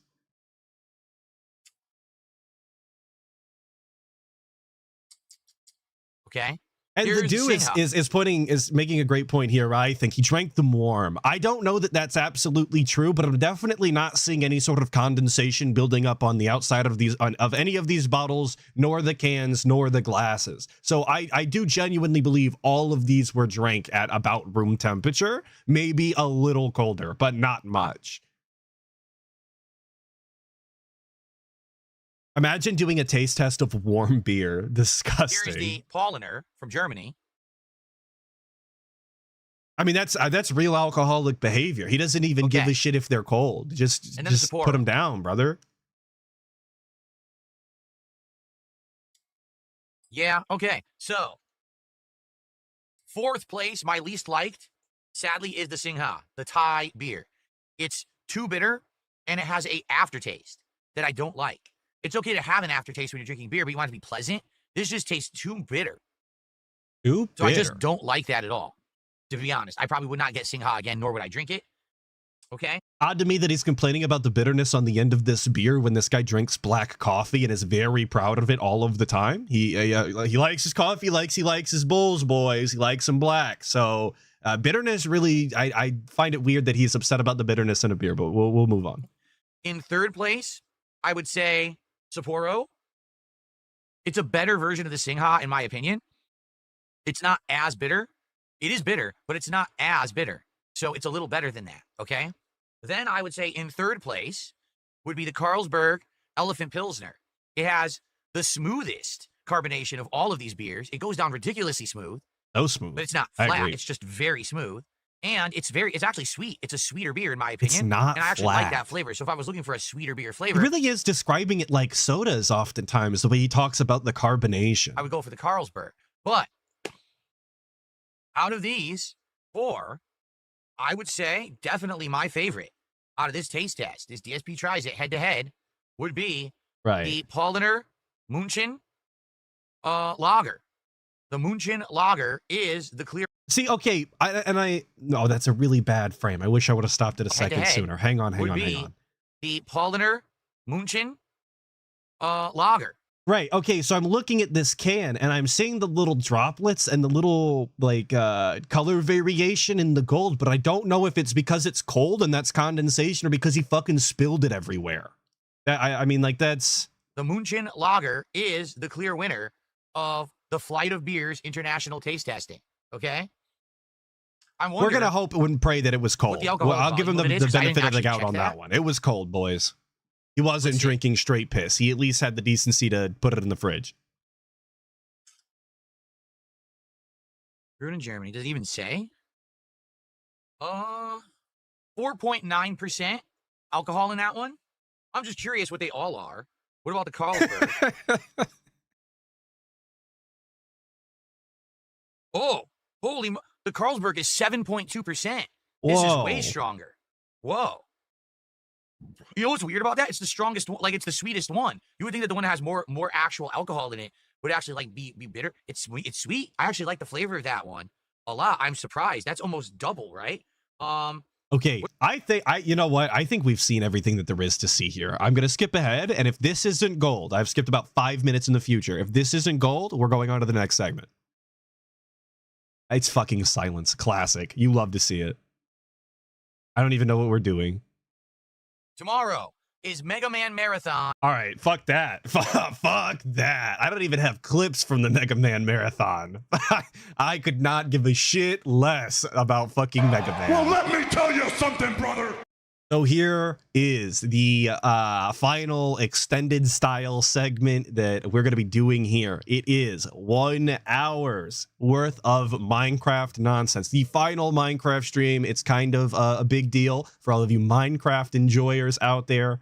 I know you're reeling because you're going to miss it so much. You're never going to get any sort of content of this style any other way. It was once in a lifetime. You should have been there to pay for it.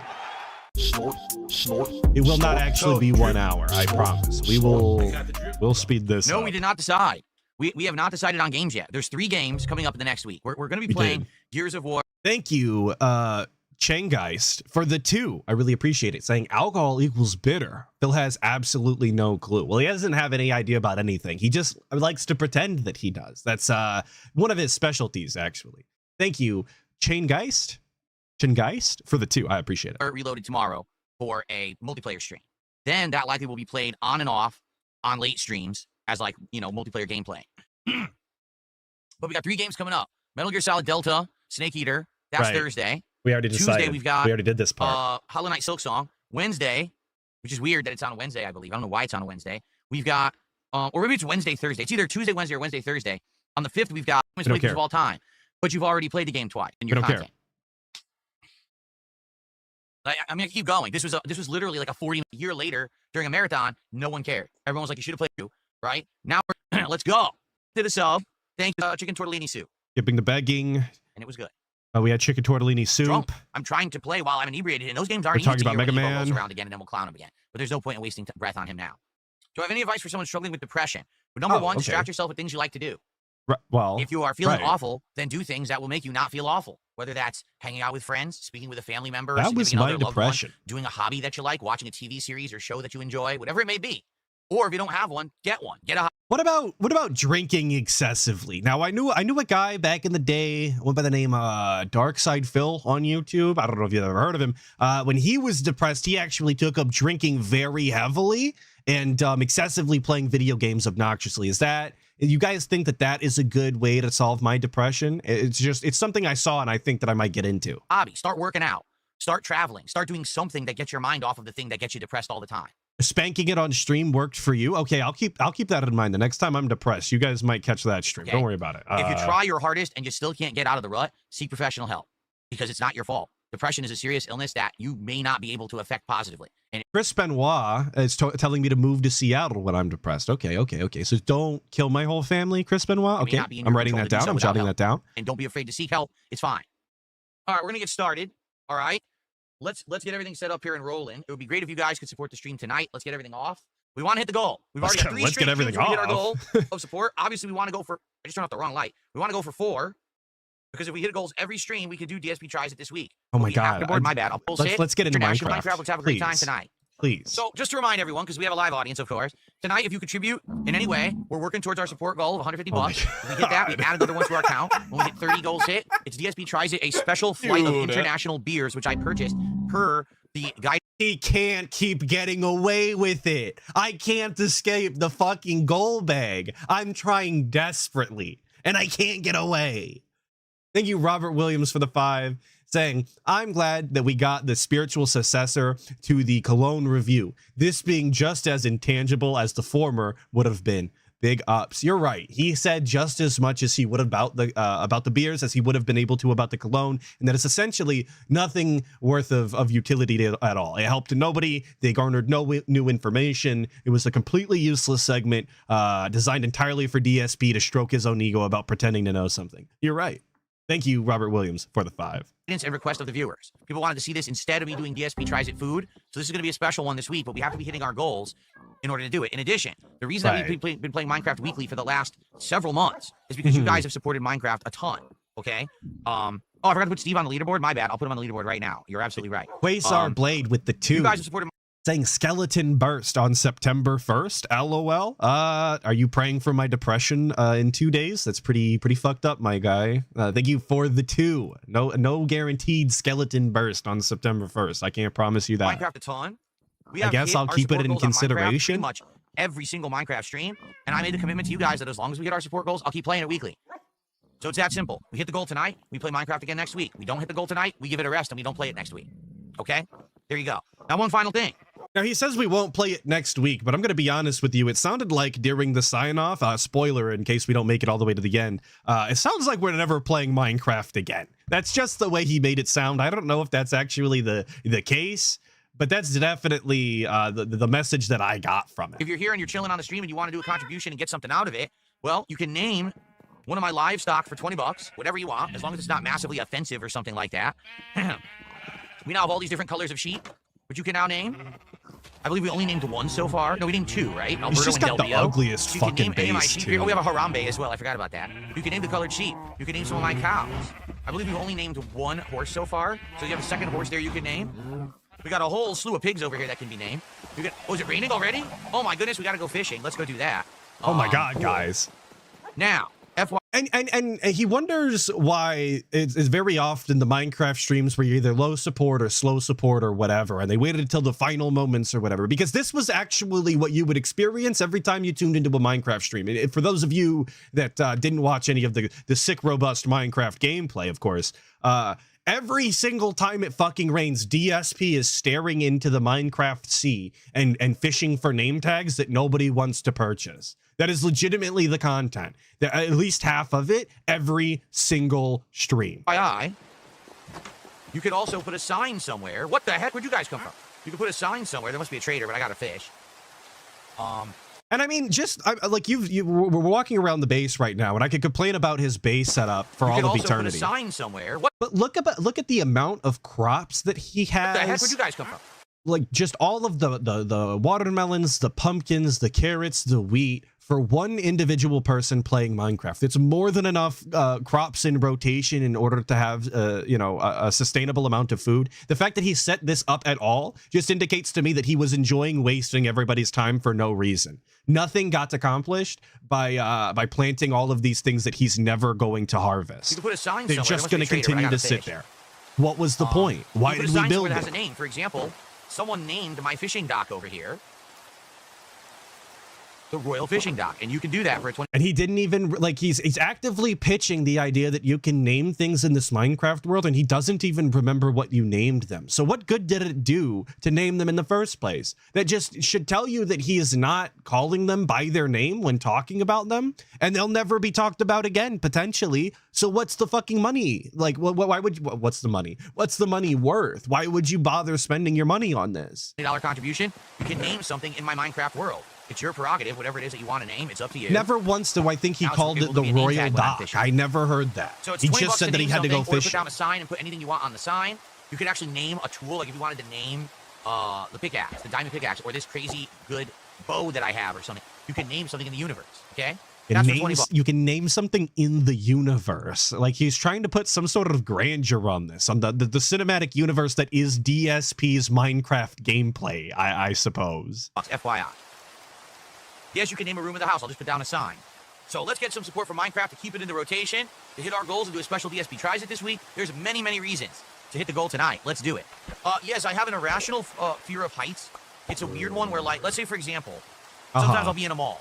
And sometimes in a mall, there's a second floor where you can see over a railing down to the first floor of the mall. Sometimes, not always, but sometimes I'll actually get scared and my body will start to get nervous. My palms will start to get sweaty. My legs will start to lock up. My knees start to get weak. I'm not going to go flying over the railing and die, but it just happens. Like, it's just something weird thing that happens with me with certain kinds of heights. It's not all the time, because I've been to ball games or arenas where you're sitting and you can see all the way down, and that doesn't really get me.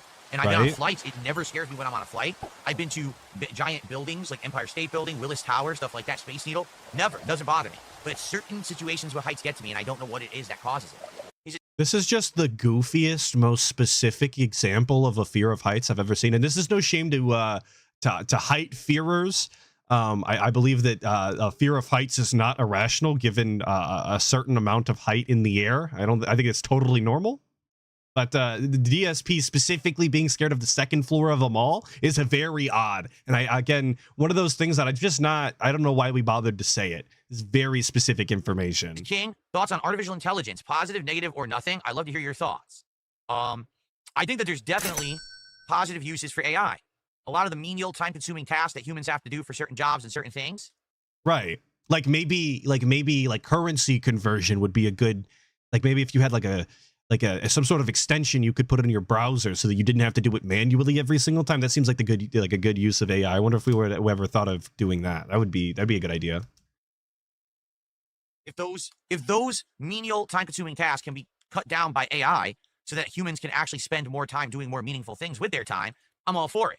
Okay? Problem is, when you got people say, oh, we're going to have AI, let's have AI start making music. Let's have AI start drawing art. It's like, wait, what? Like, that's the opposite of the point. If you have AI, what you're supposed to be doing is having it do the things that humans don't want to do because they want to be spending their time doing more creative, interesting, meaningful things. Not have the AI do the meaningful, creative things. What the hell? Like someone said it best, they said, I want AI. Yeah. DSP has AI intro music. Absolutely he does. So what the fuck are we talking about here? Like, I hate to steal it straight out of chat, but that's exactly where I was going. Are we not just being incredibly hypocritical here? Is that not what's happening? Are we not outing ourselves as wrongfully using AI given this viewpoint? To spend time washing my dishes and mopping my floor so that I can spend more time, meaningful time with my kids. I don't want the AI to be educating my kids. Have kids, so...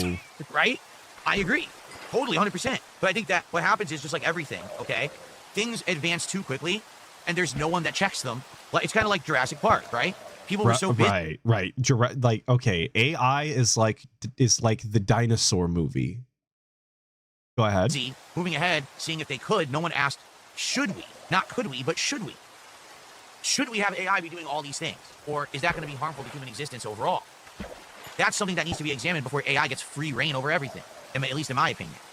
I did not miss Steve's $2 super chat. I already shouted it out and added to the leaderboard. Stop. So is that him then saying, because he doesn't believe that it should be doing art or music, that he thinks that by it doing that AI doing art and music is a net negative for human beings evolutionarily as a whole? I mean, not to put a bunch of buzzwords in there, but you know what I'm saying? Very confused. That in the chat, you all get banned. You're just being annoying. Dummies. Yeah, it's just like everything, right? AI is good in moderation, but there needs to be checks and balances, and you need to make sure that people don't go too crazy. With great power comes great responsibility. By the way, that quote isn't originally from Spider-Man. It's actually thanks, DSP. The writer or philosopher who actually wrote that first, and Spider-Man used it. But AI... So he wants to inform you and act as though he's some big-brained, high intellectual. He understands that that's not actually from Spider-Man, but he couldn't even bother to tell you who it's actually by because he doesn't remember himself. Thank you for the information. How cool. Thank you, RH Max E.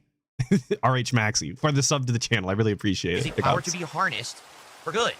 The problem is that essentially people might end up using AI for things that we don't want to lose. What if you use AI so much that people forget how to do the stuff that the AI is doing? Now you become completely reliant on AI, and if the AI ever falters, fails, malfunctions, or isn't working properly, now you can't do it at all. You're stuck and can't even do what you need to do. Right? Think of it this way.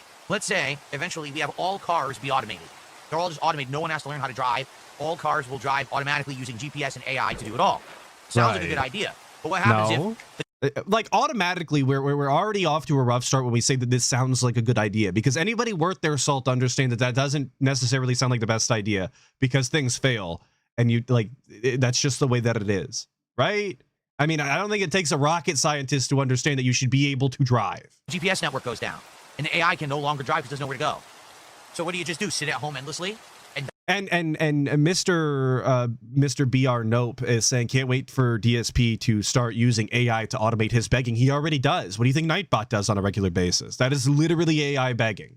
I mean, I don't know what other way to put it. He's got it on a timer. It automatically does it digitally. I don't know what other way there is to say that. He does automatically beg via AI. Die? Because you can't go anywhere? See the point? So We need to be able to still do these things. We can't become like that movie WALL-E. Anyone ever saw the movie WALL-E? I mean, it was supposed to be like a Disney, family movie, but man, is that movie kind of like almost prophetic to some of the stuff that's going on right now, where the world is becoming lazy and so reliant on AI to do stuff, right? A lot of people. Okay, but what does DSP know about the world? I'm less so interested or upset even about the things that he's saying right now. His view on AI, I mean, it's a reasonable take, I suppose. But what does he know about the real world? He doesn't interact with it. He doesn't go to work. He doesn't talk to normal people. He only goes to the store and goes to the dump, and then he comes home. So why are we pretending like we know what the normal person does? Well, it's funny. A lot of people can't even do proper grammar anymore. They can't even do proper grammar anymore, dude, because they're so reliant on AI. I mean, listen to him speak. Obviously, he's not subject to this at all. So reliant on AI to do stuff, right? A lot of people, it's funny. A lot of people can't even do proper grammar anymore. They don't even know how to type. They don't know how to write. They don't. He doesn't know how to speak. So instantly our point has completely fallen flat on its face and has become irrelevant because the idiot that is putting this point forward can't speak himself. How awesome is that?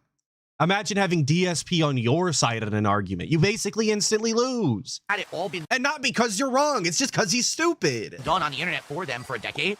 So they literally get they get out of school, they go to a job, they can't even type up a document. They're reliant on going to Grammarly.com or having AI do it for them. They can't even speak properly. They can't type properly. They can't do any of it. So and he even added in speak properly when he just said grammar. That's him. He's the problem. How many typos have you seen in DSP shit all of the time? Every other fucking schedule has a handful of typos in it. Every single post has got some sort of grammatical error that nobody would ever make other than the guy. But it's these stupid fucking kids in their AI, dude. They don't know how to type. They don't know how to write. They've lost proper diction. Instead, they know a bunch of fucking meme words and shit. That's it. That's all they know. They'll try to type a document for work, and they'll start using phrases like crash out and shit in it.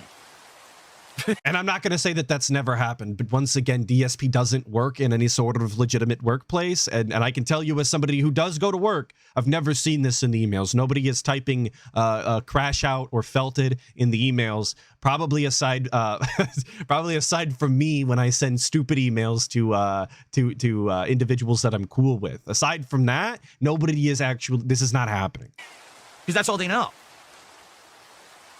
That's the new generation. That's the generation that we have raised, where everything's been at their fingertips. They've been so easy. We raised, by the way, DSP, of course, not having children himself. Everything for them's been just given. Oh, you need something? Just go right to the internet. There it is. You don't have to learn it, earn it, nothing. You just have it. Instant gratification. It's pretty insane. Skibbity's definitely getting dropped in the company memo, of course. So that's what I mean. And they're always talking about the Rizzler or whatever. But someone has to have checks and balances on it. Someone has to make sure that humans don't become solely reliant on it. We could end up, being so lazy that we go extinct inadvertently, accidentally. We went too far with it, and now people can't survive on their own anymore. And this is just the most extreme possible, side of the coin that we could muster. The fact that we're gonna figure out, we're gonna stop remembering how to breathe without AI. That's a legitimate potential future the DSP is seeing right now. AI ethics, right? Johnny Garlic and Joy says, I'm actually taking an AI ethics course at my school. There you go. I think we need to have AI ethics.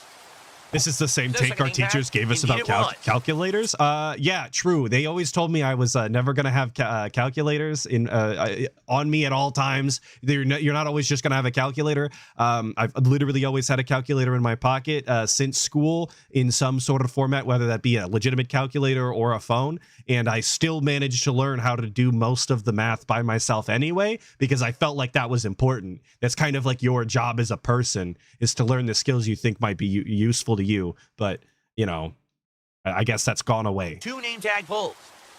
All right, number one, who's gonna support the stream next? And number two, who's gonna be the first person to name something tonight? You want to name a room? Do you want to name an animal? Do you want to name one of my tools? Do you want to put a sign down somewhere that has a saying? What do you want to do? Let's get some support for Minecraft. And full Christian name. Thank you. Says, once again, someone needs to completely control everyone. Literal authoritarian thinking. Well, this was yesterday as well with the eugenics talk, which again I don't have a clip of. This is why we might not make it through the Minecraft segment.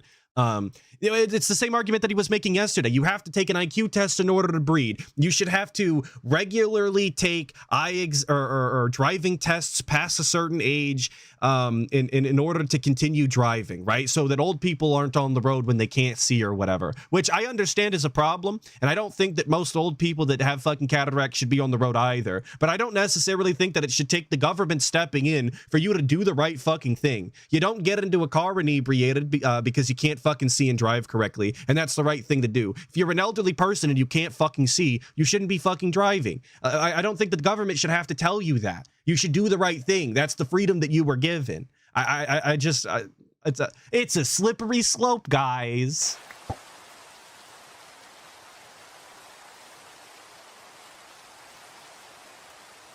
All right, sorry, we're just sitting in silence. You cannot give memberships to specific people, Steve, but you can gift subs to specific people over on Kick. So if you went over to my Kick chat, you could gift a sub to a particular Kick chatter, but not on YouTube. What does the typical breakfast look like for me? Like on a normal day, I just have one of the healthier microwavable breakfast sandwiches. It's like a English muffin, Atlas egg hates whites, oldies sausage, to some extent. Some of them are all right. Sprinkle a little bit of sharp cheddar on it. That's it. Much like every demographic. It's like 200-something calories, and it's like some of them are all right. Protein. That's a great way to start the day. Get a little bit of carbs, a little bit of dairy, a lot of protein. It's good, and I have a black coffee with it. That's my breakfast every day. Yeah, the microwave sandwiches. You guys remember when we were shitting on, like, back in the day when we used to go to McDonald's and always get a breakfast sandwich in the morning, or one of those, like, Jimmy Dean's breakfast sandwiches that you put it in the microwave? Like, he specifically called this out before and said that these are vastly unhealthy and that you shouldn't be eating them. They're terrible for you. That's how you put on a bunch of weight and get bloated and this, that, and the other. We're actually just still doing that. We've never changed. It's never been anything other than that. And everything we said was bullshit, obviously. The only exceptions are sometimes on days off we'll order out and we'll order from somewhere else and get a crazy, like, deluxe cheat day breakfast. Typical dinner, there's not really typical dinner. It's just I don't eat a lot of red meat and I don't eat tons of fatty foods. I try to eat lean meats, non-red meats, a lot of turkey, a lot of chicken, veggies. If we're going to eat cheese, lighter cheese. We don't go crazy with, like, heavy cheese or anything like that. It really depends on the day. Like today, we had a chicken tortellini soup, which was tortellinis with only a little bit of cheese, but a lot of chicken in them. Are you guys loving this food segment? Great northern beans and diced Italian tomatoes, and we put it in a broth, and we put a little bit of seasoning. We warm it up, boil it. That's this. And this is really the best snapshot that you can get of DSP Minecraft gameplay. It is food talk, nonsensical retconning of things that we've said in the past, and fishing to god-awful rain noises that are way too fucking loud. That is legitimately as clear-cut and precise of a picture as I can give you for Minecraft gameplay. This really is all there was to it. Thank you, Silence Dice. That's how I'm saying it. For the 5, I really appreciate that. Thank you so much. Saying if Phil wants an IQ test to be allowed to breed, he'd fail it easily and then say it was bugged genetics, dude, without a hint of irony in his voice. Absolutely. Absolutely. Somebody just said it in chat a minute ago. DSP wants an IQ test for everything but streaming. And you can understand why. It's because it's the only thing that he thinks he's capable of doing. And if you implemented an IQ test, he wouldn't make the cut. Thank you for the 5. Silence. Appreciate it. Dinner. It's a bowl of that. I think that this week we're having a few different lighter things. A lobster. I seem like a lobster frittata breakfast guy. I don't even be eating lobster every day, no. Frittata? See, here's the kicker. So, Dunsfelter says, I feel like I get sick of turkey if I eat it as much as Phil. The key is to eat different kinds of turkey. One day, maybe you have a seasoned ground turkey. The next day, you have a turkey hot dog. The next day, you have turkey bacon. It all tastes completely different, but it's the same exact protein, same health benefits, all completely different taste. Same thing with chicken. You know, let's say we get chicken sausage. Well, one day we'll get one that's like an Italian style. Then we'll get one that's like a garlic and pepper, and they taste different. So you're not having the same flavors and the same textures or anything. That's always different. Amazing. BFC Deer in Headlights says, do you go periods where you go under maintenance calories for losing weight, or do you naturally eat at maintenance all the time and just change your nutrition? You please notice that the only times he really ever has anything to talk about, and of course this is a cut, so it's not exactly the best representation of his talking points here, but the only time he ever really has any opinion on anything or any sort of knowledge that he thinks he has, it's about food. We only ever talk about fucking food and alcohol. Those are the 2 things that DSP thinks that he actually knows something about. Oh, it's Street Fighter. Sorry, there's the 3rd. I don't measure calories. I don't. But so let me give you perspective. Today I had that sandwich in the morning, which was what, 200-something calories, and a cup of coffee. I have no idea how much a cup of coffee is. All I did today was drink filtered water. That's 0 calories, filtered water. Dinner. I had the one bowl of tortellini soup and 1 glass of tart cherry juice, which I need for my health. I have a blood condition. I have to have a glass. I have a blood condition. Can't just say we have gout, by the way. We have a blood condition. Whatever the calories were there, I'm sure that wasn't like 1,000 calories. Maybe the bowl was like 700 calories. Maybe the glass of juice was 100. So between breakfast and dinner, I had what, about 1,000, maybe 1,100 calories. Later tonight, before I go to sleep, I might have one more thing. Maybe I'll have a snack. Maybe I'll have a protein bar. Maybe I'll do something like that. Or maybe I'll have a sandwich. Maybe I'll just have a sandwich on, like, I have like a ciabatta bread with some chicken. Maybe a little bit of lettuce and a little bit of a sauce. So what's that, like 300-400 calories? So just naturally what I'm eating during the day is probably around 2,000 calories or less. I don't eat a lot. The days when I eat more are my days off, because then we eat out. And when you eat out, you know that the crazy amount of calories that are in food you get from a restaurant and stuff. That I don't count my calories. I just. So we're actually doing a calorie counting segment right now on the Minecraft stream, and I wonder why it didn't make the cut as far as support is concerned. It's so weird. Enjoy. Why? I think I have something for this. Okay, time to sleep. Shnizit? Shnizit. That's a weird name. Shnizit.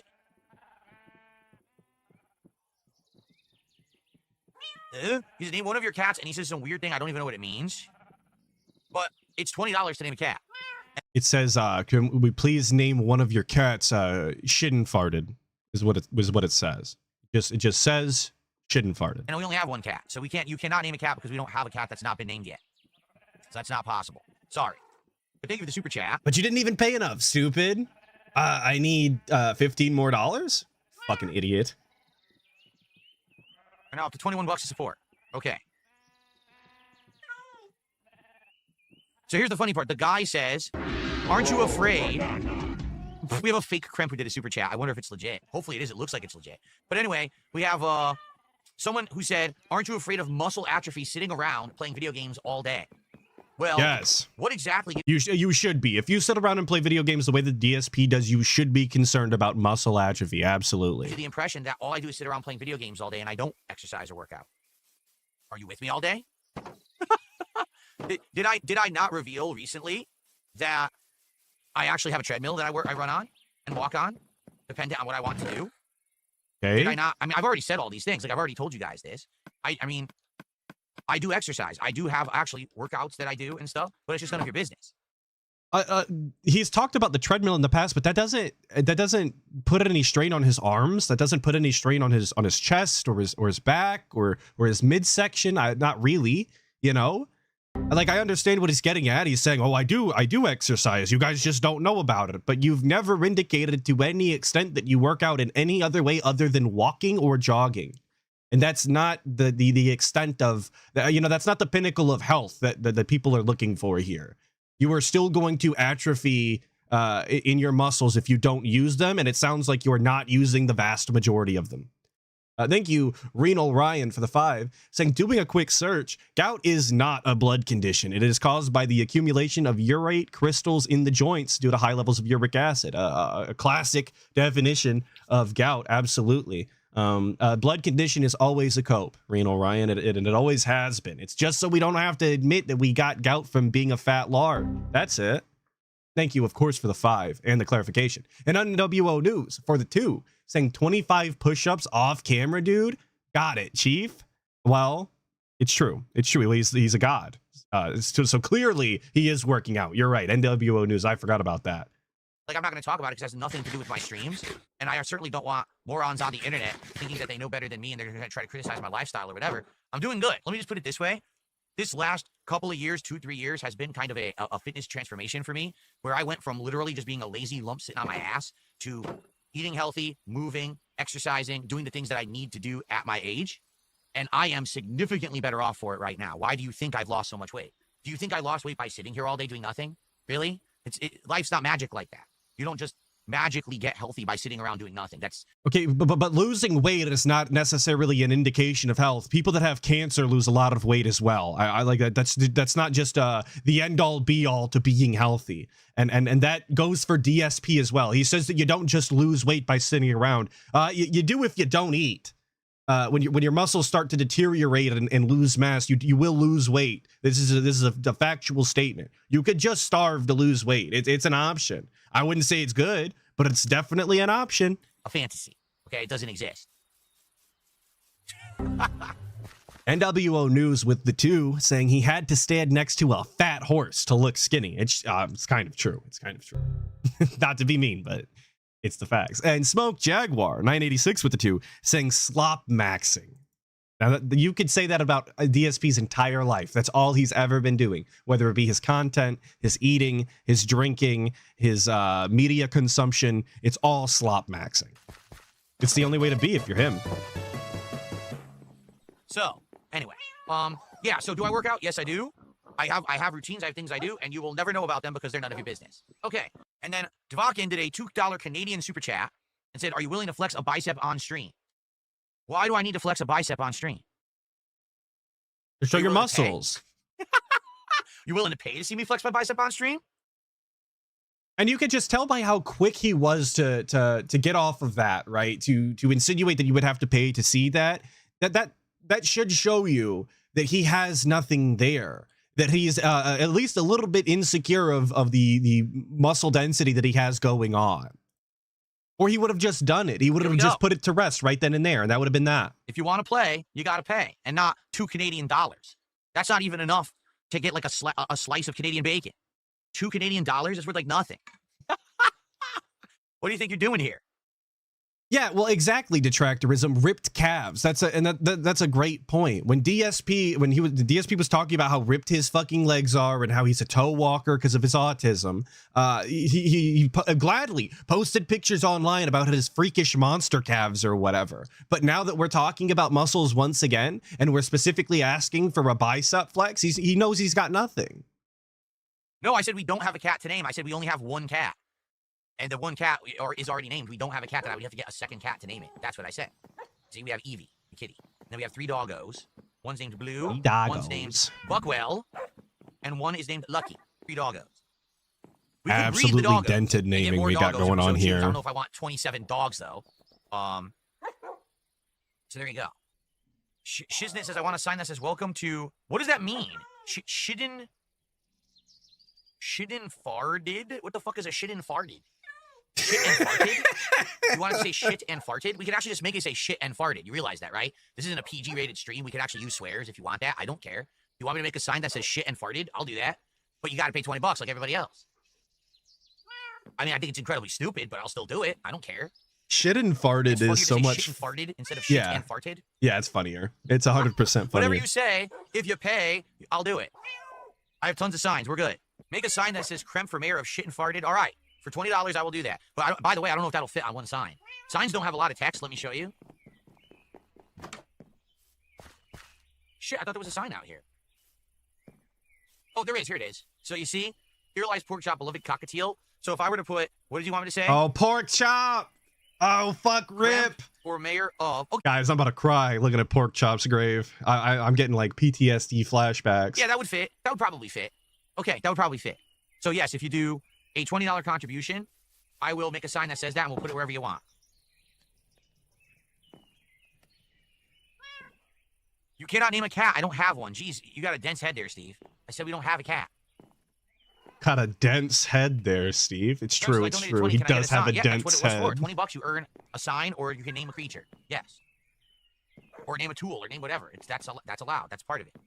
What kind of snack pizzas do we usually get? When we do get one, which is not all the time, maybe we have one every couple of weeks. Unironically still calling them snack pizzas, by the way, if we're just actually answering the question. And please, please, please, please take note that we have still not left this Minecraft house this entire time. We are 31 minutes into this 54-minute clip, which does go to the end of the stream, by the way. And we have not left the house not one motherfucking time. Okay. In Minecraft. We've tried different ones. DiGiorno we think is way too greasy. Like DiGiorno, we're literally just walking around talking. It's very, very greasy. And then we tried like store We're not ones, even building the store a ones thing. Are too bland. So we kind of There's no project like being done. Freschetta, and it kind of has a crispy crust, and it's okay tasting, but it's not overly like greasy and bad. So it's kind of the one that we usually get. Stalking Tiger did a $2 super chat. He says, oh fuck, we're fishing again. I hope you guys like the sound of the rain. Sorry you do not get many views on videos. I try. Well, I don't know what you mean by you try. I don't ask for much besides if you want to watch and enjoy, watch. I don't care about how many views I get on my on-demand videos, Stalking Tiger. I don't even care. That's not where I make my living. I make my living on these streams, to be quite honest. Like, is there residual income that I get from? So I've got this Twitter post here. Hopefully, oh, it looks like shit. No, Matt, no. Okay, I'll fix it. So you can see some of these really robust comments that he received on his Minecraft gameplay. It says, "We want the Nether, not a bathroom build." Now that's kind of a spoiler, but we will be building the bathroom in this clip, of course. No, super important that we built the bathroom and stayed there. We've also got I'm losing brain cells listening to this. This is a 100% true statement about the Minecraft experience that DSP puts on. We've also got, we have seen this bathroom and the dock for 90 minutes. These are all accurate descriptions of the gameplay, of course. And then we've got this exchange here. It says, "I thought you could mine and fight zombies in this game." Lots of new names, questions in chat, blah blah blah. Do you think that you might be gay because all you do is interior decorating in this game? And then Dick Felter, a very authentic name, of course, says, "You can say that again." And then Wrigley98 came back through. I'll see if I can show this off a little better. Says, "What could we possibly do in the Nether that we couldn't do sitting around the house all stream?" Now, I think that's a little facetious. I think what he's getting at there is DSP's boring as shit and not doing anything. So that's the genuine, authentic comments from his own chat about this gameplay. That's how they felt about it. Ad revenue from people who watch my content, yes. On average, these days, it's about 500,000 views a month. So I get like 500,000 views a month. Like I said, we will get to the bathroom. You will see what they were talking about. So I get ad revenue from videos on YouTube, and I get passive behind-the-scenes income for viewership on Kick. That's all well and good, but the majority of my income comes from what people contribute on a stream. So I don't care about the on-demand video views. In truth, I'm so glad that I changed that formula. Because, man, if I had started making on-demand videos and caring, I would have been screwed with now everyone stealing my content illegally and either re-uploading it or illegally rebroadcasting it as I do it. That kills my view counts. Why do you think there's a distinct correlation between back when I was only doing stuff myself and then when everyone started stealing my content? Did you notice that my views went like this when everyone started illegally stealing? Well, because they make the content more interesting. They edit it in a way that it is digestible and it is the parts that they want to see, where they provide, relevant commentary that's pretty funny, depending on who you are, of course. Everybody has their own cup of tea when it comes to detractors, That's why your views dipped, because they found a new way to ingest this content that was actually a better format and more enjoyable. It's amazing to me that it's been this long and he still doesn't understand this, or at least he pretends not to. So it's bullshit. I should be getting views and I should be getting revenue on all of that they're stealing, and I'm not. So it's fine, because at least I'm making a great living here on streams. Thank God I changed my formula when I did around 8 years ago now, when I changed to be a live streamer rather than an on-demand video creator. Because if I was relying on on-demand video views and ad revenue, I would be screwed. So no worries about that. It's not a big deal at all. Not a big deal at all. We don't even care about those fucking idiots. Okay. Or that you watch the VODs, because we make all of our money here playing Minecraft, fishing. That's cool. A lot of people tell me that they actually play my video streams and content as background noise in their lives. That's awesome, and it's appreciated. Really, I'm glad to hear that you guys enjoy it as like atmospheric sound, or maybe you're listening into what's going on in a playthrough or on a podcast while you're doing something else. It's perfectly good. I've done that many times. Oh, I totally get that too. Almighty says, "I've been watching your content in one form or another for 10 years, and it's kind of relaxing content." Oh my God, we're going to skip forward. I'm going to see if I can find this stupid fucking bathroom. Oh, dude, look at, I just jumped almost 10 full minutes into the future and we're still fucking fishing. I can't make this up. That's so... No way. On the shelf. I really enjoyed doing it for 4+ months, but we definitely could use the time for some of these big new releases that are coming out that people kind of negative toxic memes about me don't make me money. Not once has any of the toxic negative shit ever made me $1. Yes, I get popularity. People know who I am. To be honest, I actually think that's why support is so low tonight, because usually we have people who are contributing and starting naming stuff, and no one has named a single thing. Nobody is naming anything, dude. Can you believe it? I think that's where we're lacking, and that's why we're at only $50 to support. Let's skip ahead again. Oh, fuck, let me put it this way. We hit the goal for Sweet Coden 2 earlier today. A game from 19... Where's that stupid fucking bathroom? And this might be the end of the Minecraft run. It depends on if people want it back or not. And it means that we're basically not going to be able to do DSP tries it this week. So there's 2 things on the line here tonight that would really suck if we don't hit this goal. Okay? Can we get something? As small as $1 of support. Can we get some kind of support right now? Like I said, it's ridiculous. It's been now 25 minutes since Mozzie did a super chat and over an hour since Jimmy before them. Can we get something, anything, to support Minecraft tonight? Please. I find it so bizarre that sometimes Minecraft gets overwhelming levels of support, and then other nights are like tonight where there's like almost none. It's very weird. Oh no, that's completely false. There's been one super chat all night from Kid. Thank you, AES, for the break in the fishing here with the 5, saying, what? I fail to understand. Oh, sorry. What I fail to understand is how he thinks talking about his finances and his grievances is remotely entertaining. That's all he talks about.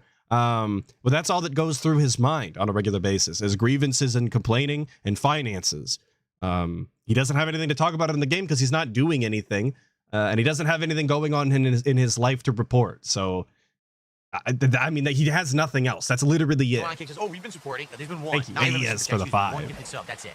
You guys have not supported the stream tonight. Sorry. No, this is the normal day of the week when we usually do Minecraft, so no excuses there that I'm doing it on a different day. Absolutely no not. excuses. Monday or Tuesday. I got another name tag. 6 name tags in one night. That's insane. And that should just go to show you how much he's fucking fishing. The fact that he got 6 name tags, which is a fairly low pull rate on fishing, by the way. He found 6 of them in one fucking play session, and nobody has named anything. Why are we still getting them? All right, guys, so last chance to contribute to Minecraft and have it continue. If we do not hit the goal in the next 15 minutes, this will be the retirement of Minecraft. I'm not saying we wouldn't ever go back to it, but Minecraft as a regular thing will be retired. I mean, we've had almost no support for over an hour now. It's obvious that maybe you guys are tired of it, okay? And if you are, that's okay. Really, if you're tired of Minecraft, it's all right. If that's what you're telling me here. Not everything can last forever. I mean, we played this for a good, 4 months as a weekly stream and had a good time with it, but... Like, dude, look at, like... And this is a small thing. I'm nitpicking. I'm griping here. Look at this fucking inventory. The management, the items that are in it, just completely useless fucking items he will never, ever use. That we took time to gather, that we took time to store in the most ridiculous way possible here. It's indicative of bad gameplay in every fucking capacity. Maybe that's what it is. Now we're at 57 of support. 93 to go to hit the goal and continue the weekly Minecraft streams, or else they are off the table for next week. Chengeist is saying that the name tag has a 0.8% drop at fishing. I believe that it is like natural. He might have a goated style fishing rod with like luck of the sea on it, but still. Okay. The Jin did a $2 super chat, says, my wife said she's leaving me for you. What do I do? I don't know. It sounds like she's mentally ill or something. You should probably call the police or maybe a shrink. That's true. That's true. If you want to be with DSP, you have to be mentally ill. That's a factual statement. Yeah. We're now at 61 of support. All right. So 89 to go for Minecraft to continue and to hit our goal and do DSP tries it this week. All right, well, guys, I guess here's the bathroom. Holy shit, you guys saw it, right? You saw it. That was your one look. The bathroom up. I would like to say thank you to all of you who attended my Minecraft streams ever since we picked this back up. What was it, in April? I think it was April of this year when we actually started playing Minecraft again. It's been relaxing. It's been awesome, chill vibes. Lots of fun. I really like Java Minecraft with mods. Honestly, I agree with you all. I'm very happy that you guys convinced me to play this with mods. I do think it's a lot more fun with the mods, and that without it, it was just okay. But once we started using the mods, the game got a lot better, right? Visually and all these things that we've added. So I do want to say thank you all. Everyone who attended and supported my Minecraft efforts for the last 4+ months. I had a great time, but it looks like tonight it does come to an end. I'll just say never because I've had nights like this before and I signed off and then we got a big contribution to make it happen again next week, but it doesn't look like it's going to happen this week. You'd think it would have happened by now. So anyway, thank you guys. All right. Who chilled and supported Minecraft. It was a great run. Here we go. Let's climb up here. It absolutely was a great run. I enjoyed it. I hope that you guys did too.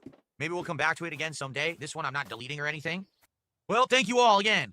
So imagine if you were on this stream and you spent $20 to name, a cat or the fucking tree or the plant or whatever the fuck that you named. Imagine you spent $20 tonight to potentially never see this ever again. You paid $20 to name a piece of garbage, pixels on the screen, to never see your $20 worth again. Think about how big of a fucking scam that is. It's almost like it was absolutely idiotic to begin with. And this is pretty much the end of the clip. I will tell you, he got on the following day and again, I don't have a clip of this. You're gonna have to take my word for it as we wrap this up. He got on the following day to talk about how Minecraft didn't hit the goal, how it's gonna go away for a little bit. And the way that he described it was the problem with the Minecraft playthrough was that people wanted him to explore and go to the nether and fight enemies and adventure, you know, in Minecraft. But what he was really looking to do was have a chill night stream style playthrough where he would, I believe he described it as recruit some of the local flora and fauna and bring it back to his base and kind of incorporate it into his building. He was looking to like farm like a homestead or farm exclusively in Minecraft. That was the gameplay he was legitimately going for, which just disagreed with his audience. They were screaming and clamoring for some sort of adventure to take place, to fight enemies, to see new things, and he was just refusing to give it to them. And that's why he believes Minecraft had to go away, why it didn't receive the money in the end. So like I said, I don't have a clip of that. It was from, I believe, fuck, when did he say that? I don't even remember. It doesn't matter now. But with that, we are going to be signing off here. I really appreciate all of your time, the extended time you've been here, almost 3 hours and 20 full minutes. I want to give a big shout out to everybody who supported, not to sound like the guy today, especially Sleefa for the 50 gifted memberships. I will never forget. Obviously, it'll be like never mind, I'm not gonna make that joke. But I want to appreciate you. I want to appreciate you all for being here. It was a very cool, it was a very robust. Thank you all so much. Once again, not gonna be here for WPIG 1651 tomorrow. Hopefully you all still have a good time with the old man. I hope you guys still have a fun, safe weekend. And I will see you next Saturday is the plan. And hopefully I finish my fucking video. I got to put my foot up my own ass in order to get that done, but I'll try my best. Thank you all so